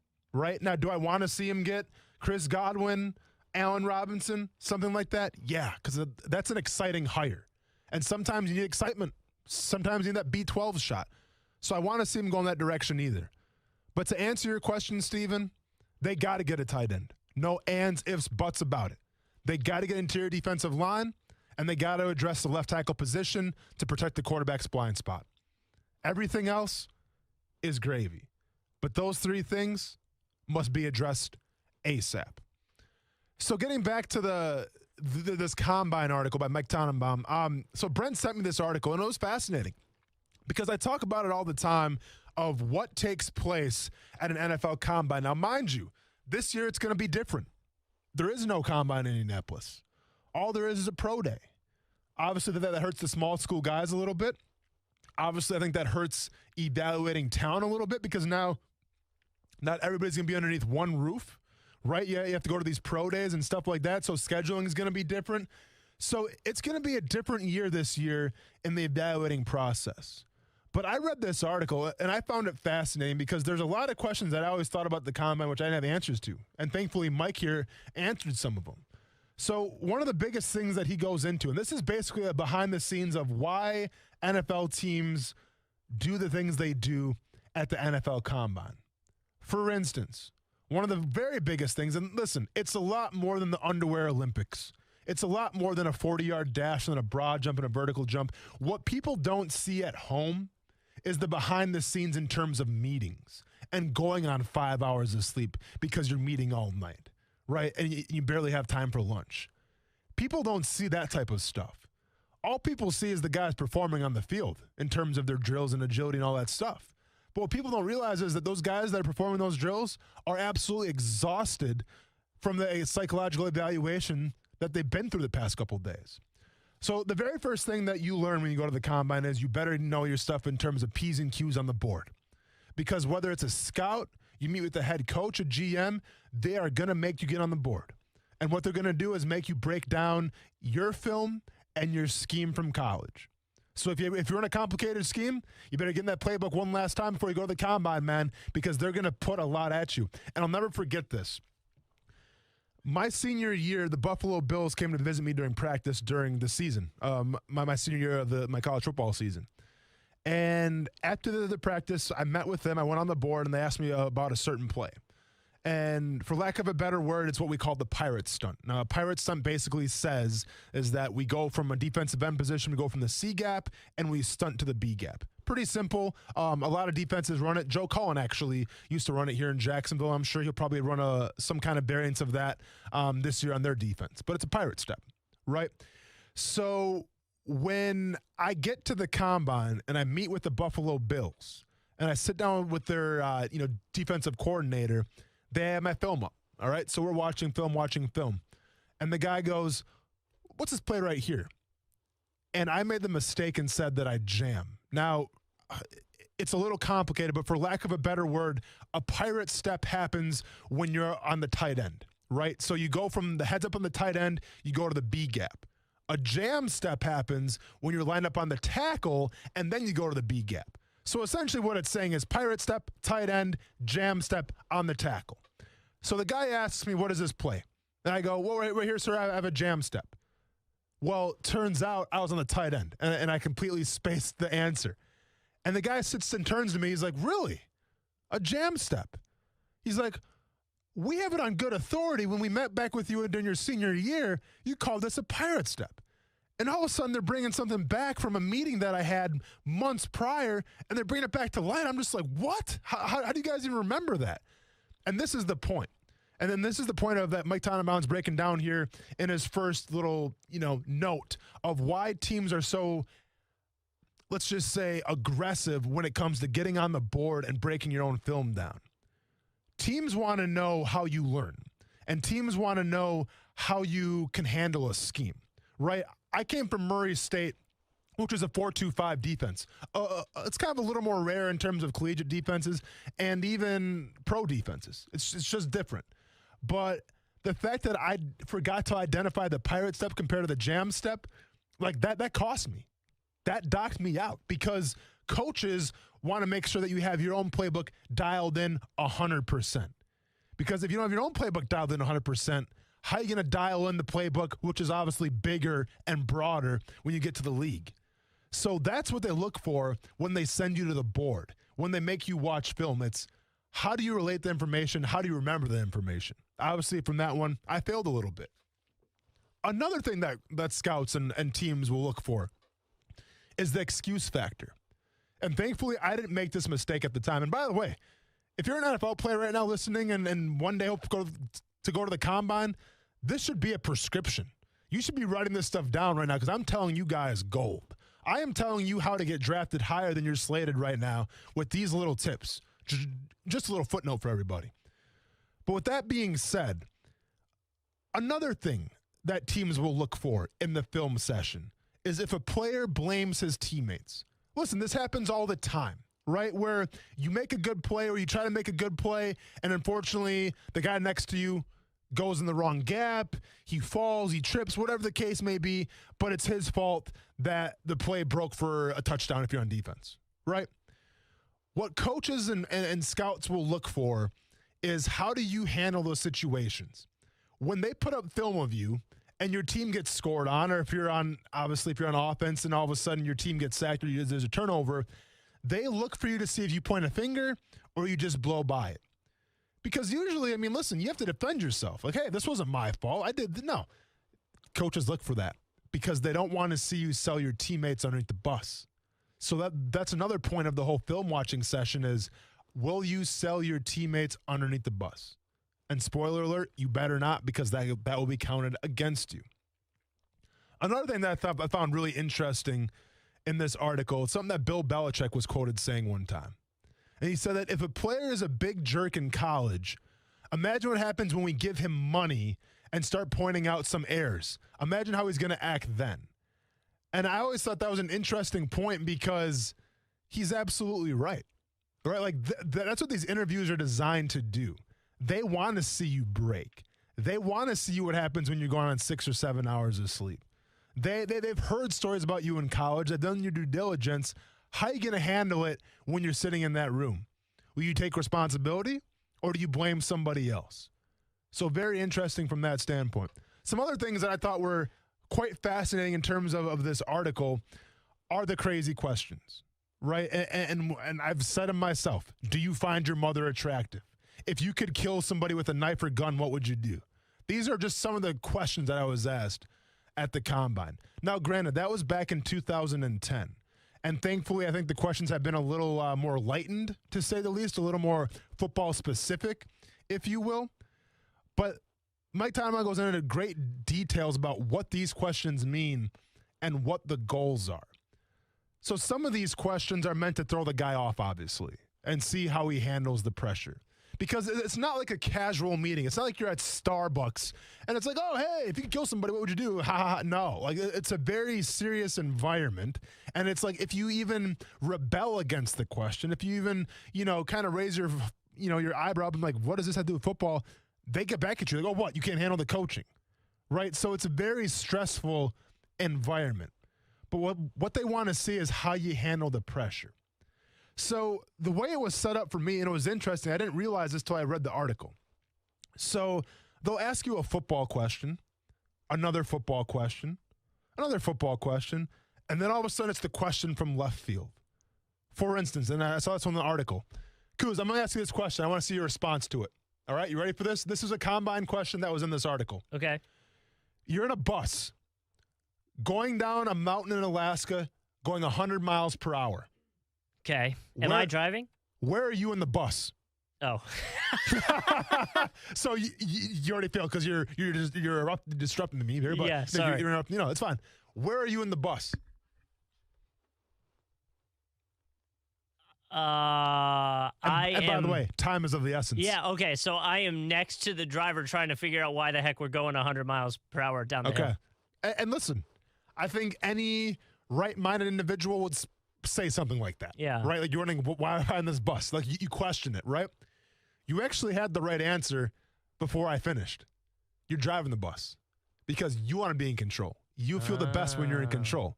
But once again, like, that question threw you off, right? Like, you had no idea where I was going. I mentioned Alaska. You're going 100 miles per hour on a mountain. There's a lot of variables there that don't make any sense. Right. So that's the point, though. So let's say I asked you 3 football questions, and then I ask you that question, and then we go back to talking football. Yeah, now I'm thrown off. And this is where it all comes into play. Kuz, I can ask you, for instance, let's keep playing this drill here. Kuz, let's say you're a college athlete trying to go to the pros, answer these questions. Do you like football? Yes, I like football. What do you like most about it? I like the competition. Okay. What is your biggest asset as a football player? Just give me one. Leadership. Great. If you could kill somebody with a knife or a gun, what are you going to go with? I guess a gun. Okay, there you go. See, now this is where psychology comes into play. Yeah. Because I just asked you 3 football questions. And from those answers, I can gauge, all right, this guy loves football. I can get that. But when I threw you that oddball question, now you're like kind of thrown off a little bit. And now I'm going to ask you, I don't know if I could actually do this to you, but then I would ask you more football questions. Mm-hmm. And then I'll get more honest answers. Because here's the thing, Kuz. Anybody can plan for these questions, right? Like, what's your greatest attribute? Anybody can prep for this. Anybody can go online and say, all right, interview questions, how to answer them, how to nail them. That's fine. But when teams throw the curveball, it's hard to come back from that curveball and answer truthfully. And that's where the crazy questions come into play. I found it very interesting. Last little tidbit quick, and then we'll go to break here. So Mike Tannenbaum goes into Rex Ryan, the most awkward interview ever. Apparently, Rex Ryan, and this is the entire New York Jets organization, is meeting with this candidate, this first-round draft pick, supposedly. And Rex Ryan is going to town on some chicken wings. Well, the chicken wings, the crumbs, they get all over the floor. And unfortunately, there was an ant problem in the room.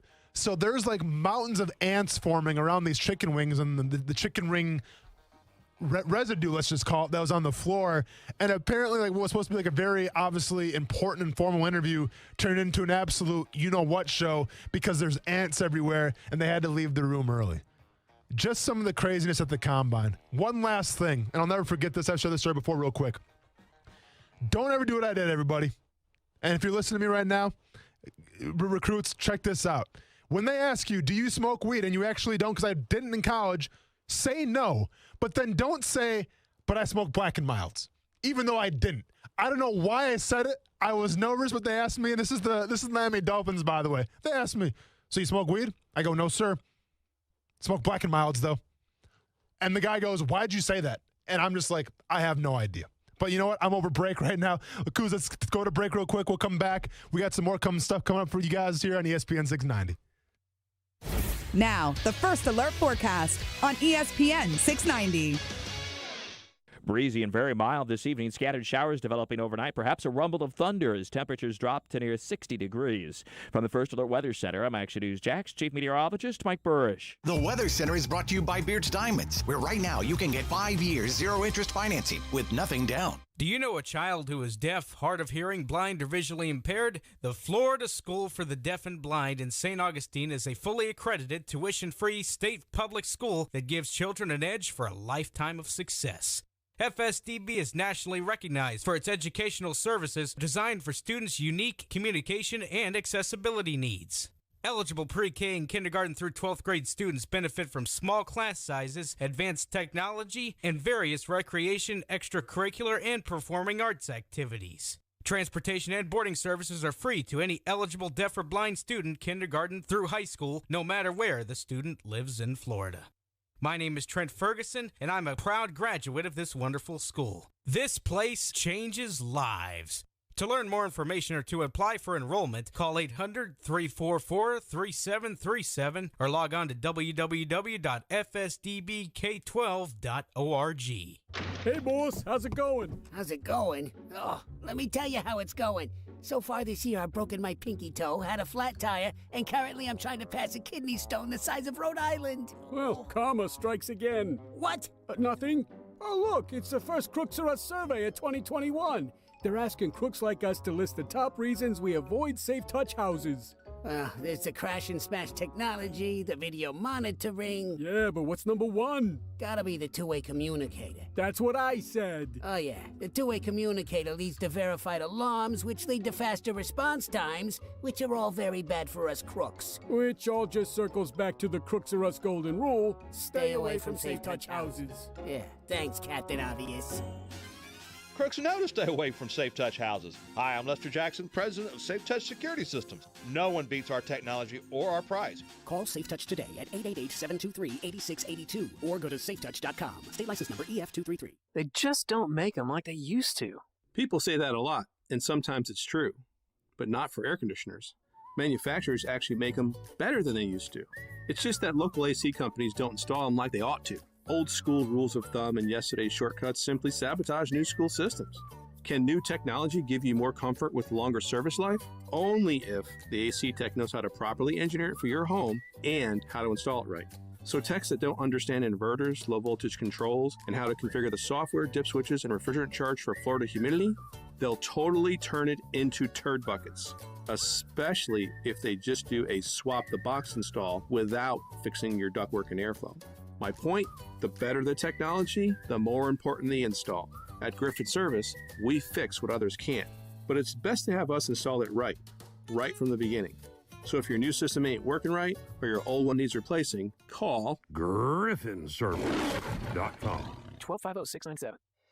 Saying goodbye to a loved one is never easy. Hi, I'm Larry Self, owner of the Casket Store. For the past 20 years, we've been helping people create the perfect cemetery headstone. Our process is simple, no pressure, and our prices are surprisingly low. We install headstones, bronze markers, and upright monuments in any cemetery in the Southeast. We also offer bronze plaques for churches and schools. For more information and to see our work, please visit us at thecasketstore.com. I should have my kid tell you about Jumpin' Jack's House of Food. It's Ty's favorite burger in town. Make it one of your favorites as well. Jumpin' Jack's House of Food has 3 locations now: Atlantic Beach, Mandarin, and downtown Jacksonville. Change your life burgers. But they have salads, pizza, and much more on the menu, too.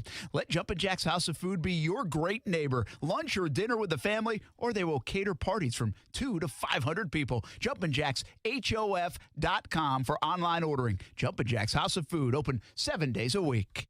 The March to Get Screened 5K, sponsored by the Borland Groover Foundation, is coming up March 28th. It's Rich Jones. Join me to raise funds for colon cancer awareness, life-saving screenings, and more. Check it all out at marchtogetscreened.com. First Coast No More Homeless Pets Veterinary Hospital provides premium veterinary care for less. 7 days a week, a full range of services with compassionate care. Pet owners shouldn't have to choose between paying bills or a healthy pet. Call 425-0005, 425-0005, or fcnmhp.org. Unfiltered.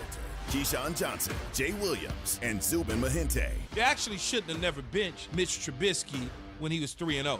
You probably would have put yourself in a much better place right now today. Keyshawn, Jay Will, and Zubin. Weekday mornings at 6 Eastern on ESPN Radio, your smart speaker, or on ESPN News. Brent Martineau. Then I said, still looking for his 4th career sack. Austin Lane. I'm spending pretty much every single day with somebody for pretty much 2 years now that you know somebody. And they surprise you. I sit here before you right now, and I am surprised. Action Sports Jax on ESPN 690. What exactly is the effect that JJ is going to have on this football team? I think his impact is going to come as far as the professionalism that he probably is going to demand of everyone else around him. And by that, I mean this. On defense, what really haunted the Cardinals in 2020? It was about situational football. It's about 2-minute football. It's about too many penalties. Right. Not getting off the field on 3rd down because of penalties. Those kinds of things. A guy like him, you can help really re-emphasize those kind of things to guys as far as their professionalism is concerned. I'm gonna get this one wrong. It wasn't Sal. He was talked about as a candidate before Urban was hired. Really? There was rumors about it, I'm pretty sure. I think he actually interviewed. For head coach or GM position? I think it was head coach. Okay. Well, I don't know, Kuz, you got me. Louis Riddick. See, no. I was going to say Louis Riddick. But here's the problem. Okay. You said coach. Was it GM? Ah, I was off. So you know what? Give me a minus half a point. Okay. Because we kind of got there together. I was going to say Louis Riddick too. Dang it, Coos. Now you got me second guessing myself. But yeah, the breaking news of the day, the big news of the day, J.J. Watt going to the Cardinals. I can't stress it enough. I wonder what Cardinals fans felt up when they woke up this morning. We won the J.J. Watt sweepstakes. Didn't even apply to it, but hey, we'll take it. He's going to Arizona. Were you into the I saw on TikTok, on Twitter, that there was a hashtag going around to trade Murray for Watson? Ooh. Yeah, I saw Nikki Football that has a show after us. Yeah. Does it have the show after us? Live, local, and All right, loud. good, good. I don't want to. It'll happen today. Yeah, I don't want to announce that all of a sudden they're not there anymore. No, Good, 7 o'clock. Yeah, I saw Nikki Football actually tweet this out. So are you asking me would I do it if I was who? I guess either. Yeah. Like, who would be the winner in that if they did it? See, I don't think it's a bad trade for either team.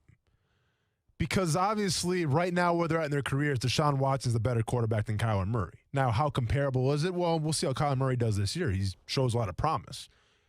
But if you're in win-now mode in the Arizona Cardinals, Deshaun Watson gives you that. But I think the price to get Deshaun Watson there, you're talking about trading Kyler Murray away and then maybe 2 to 3 first-round picks. There's no way.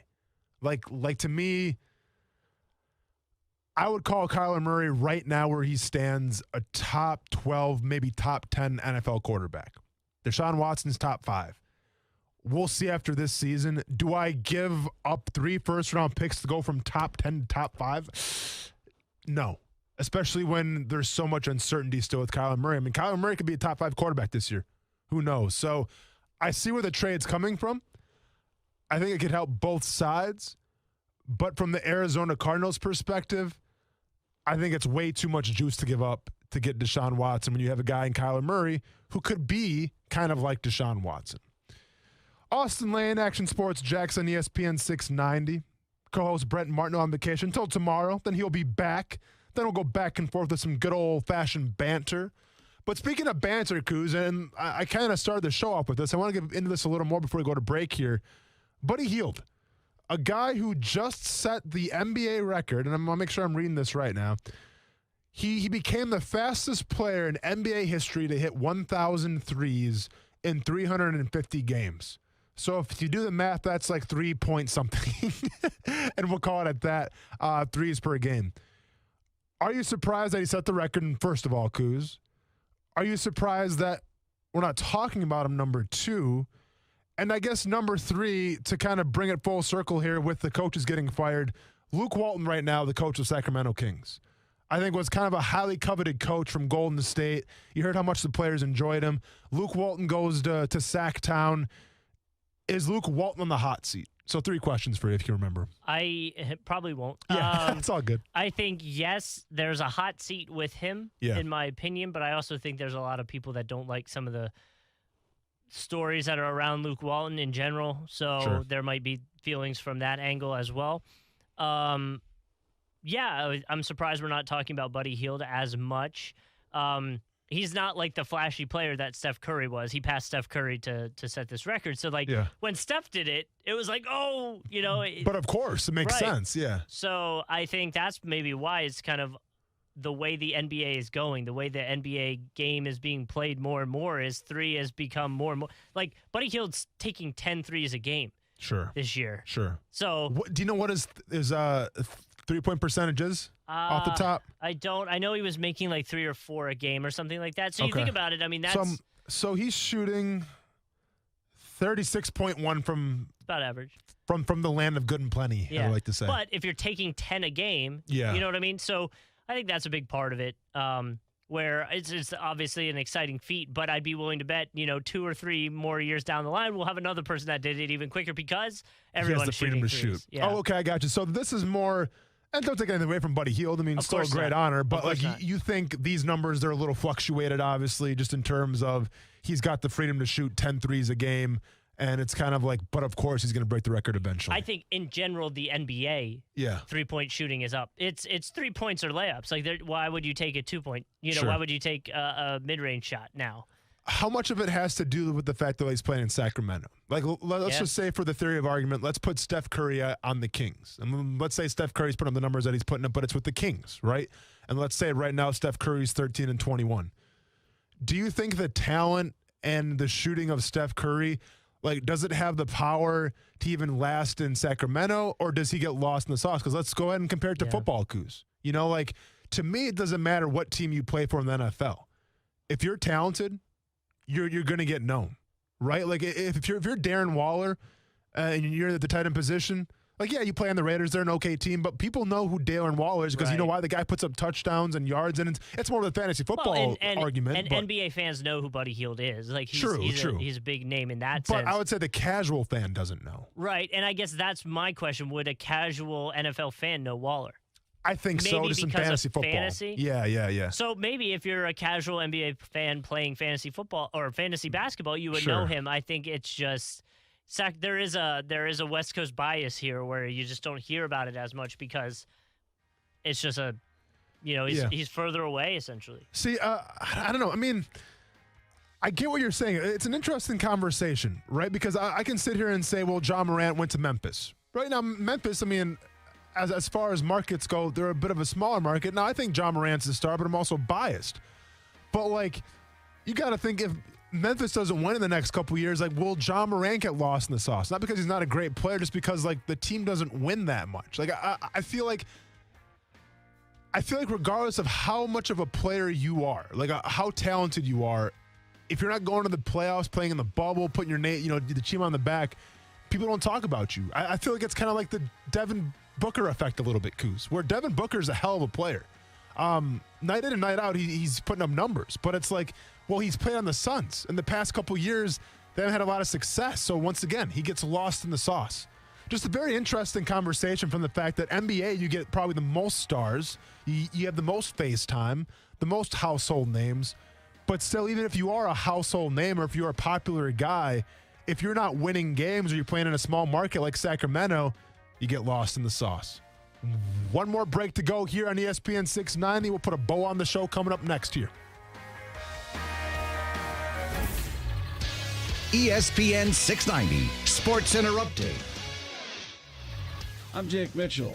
Tragic news over the weekend as Jacksonville native and former third-round pick Louis Nix III was reported dead after his car was pulled from a retention pond here in Jacksonville. He'd been missing for several days. You may remember that Nix survived a shooting outside of a Jacksonville gas station this past December. He was just 29 years old. Troubled wide receiver Josh Gordon will join troubled quarterback Johnny Manziel in a new league that started play earlier this month. It's called the FCF. It's 7-on-7, and the fans set the rosters and call the plays. Finally, some good news in Major League Baseball as Trey Mancini took the field to an ovation from both dugouts and even got a base knock in his first AB after recovering from stage 3 colon cancer. The Sports Center Update is brought to you by Morgan & Morgan. Morgan & Morgan, for the people. ESPN 690 is teaming up with the Players Championship to support military organizations in Northeast Florida. Join us Tuesday, March 9th for #MatchForMilitary, a day-long campaign to generate support and awareness for organizations like Greater Jacksonville Area USO, Wounded Warrior Project, and more. The players will match dollar for dollar all donations up to $250,000. For more info or to donate, head to theplayers.com/matchformilitary. CGC Water has been telling you if you're not filtering your water, you are the filter. Still not a believer? Well, you can believe me. My family has been a happy CGC Water customer for 4 years now. Customer service is tremendous. We got our water tested. We were told about our options and financing in detail. No pressure, just information. Installation was quick, and the CGC team was there every step of the way. And we absolutely love it. Because it works. Heck, I even think my coffee tastes better because of it. And I love my coffee. A Kinetico system from CGC Water removes up to 99% of contaminants. That's clean. Schedule your free water test today and ask how you can save up to $500. CGC is still taking extra precautions with in-home visits and continuing to follow CDC guidelines. Financing available with approved credit. Call 904-552-1242 for details or visit cgcwater.com. Serving Northeast Florida and Southeast Georgia. CGC Water Treatment, your local independent Kinetico dealer.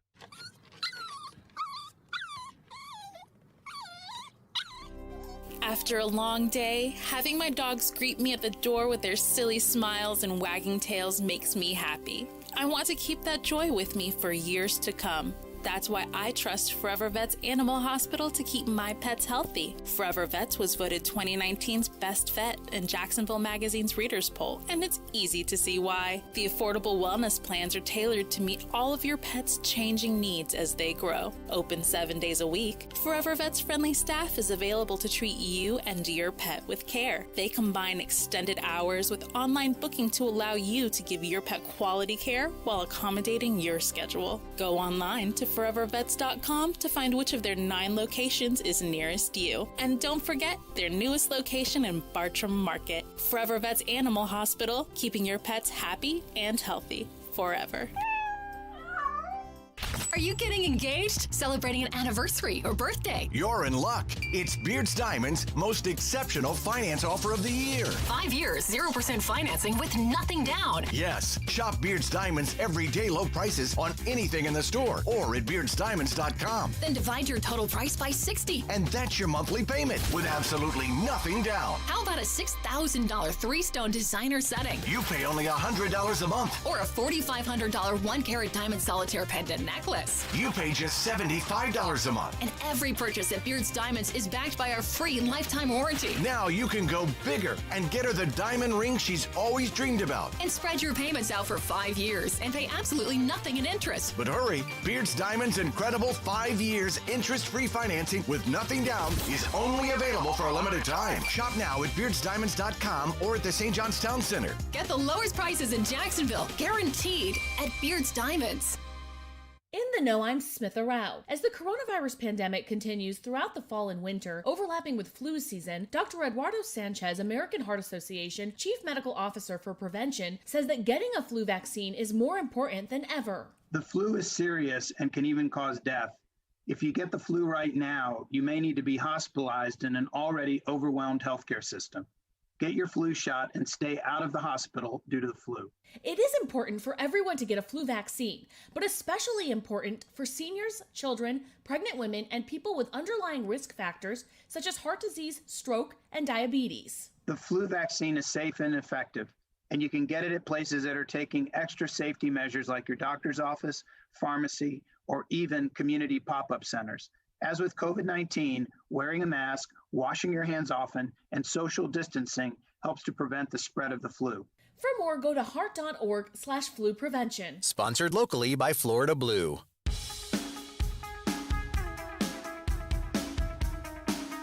If you have Russell Wilson, he's obviously a great quarterback, and you know you're going to get a professional effort from him. Is that really good enough if your goal is to win a Super Bowl?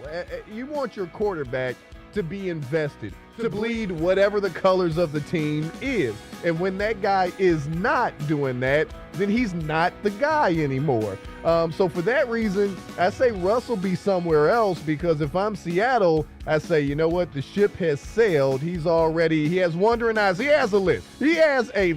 So you know he is thinking about leaving Seattle.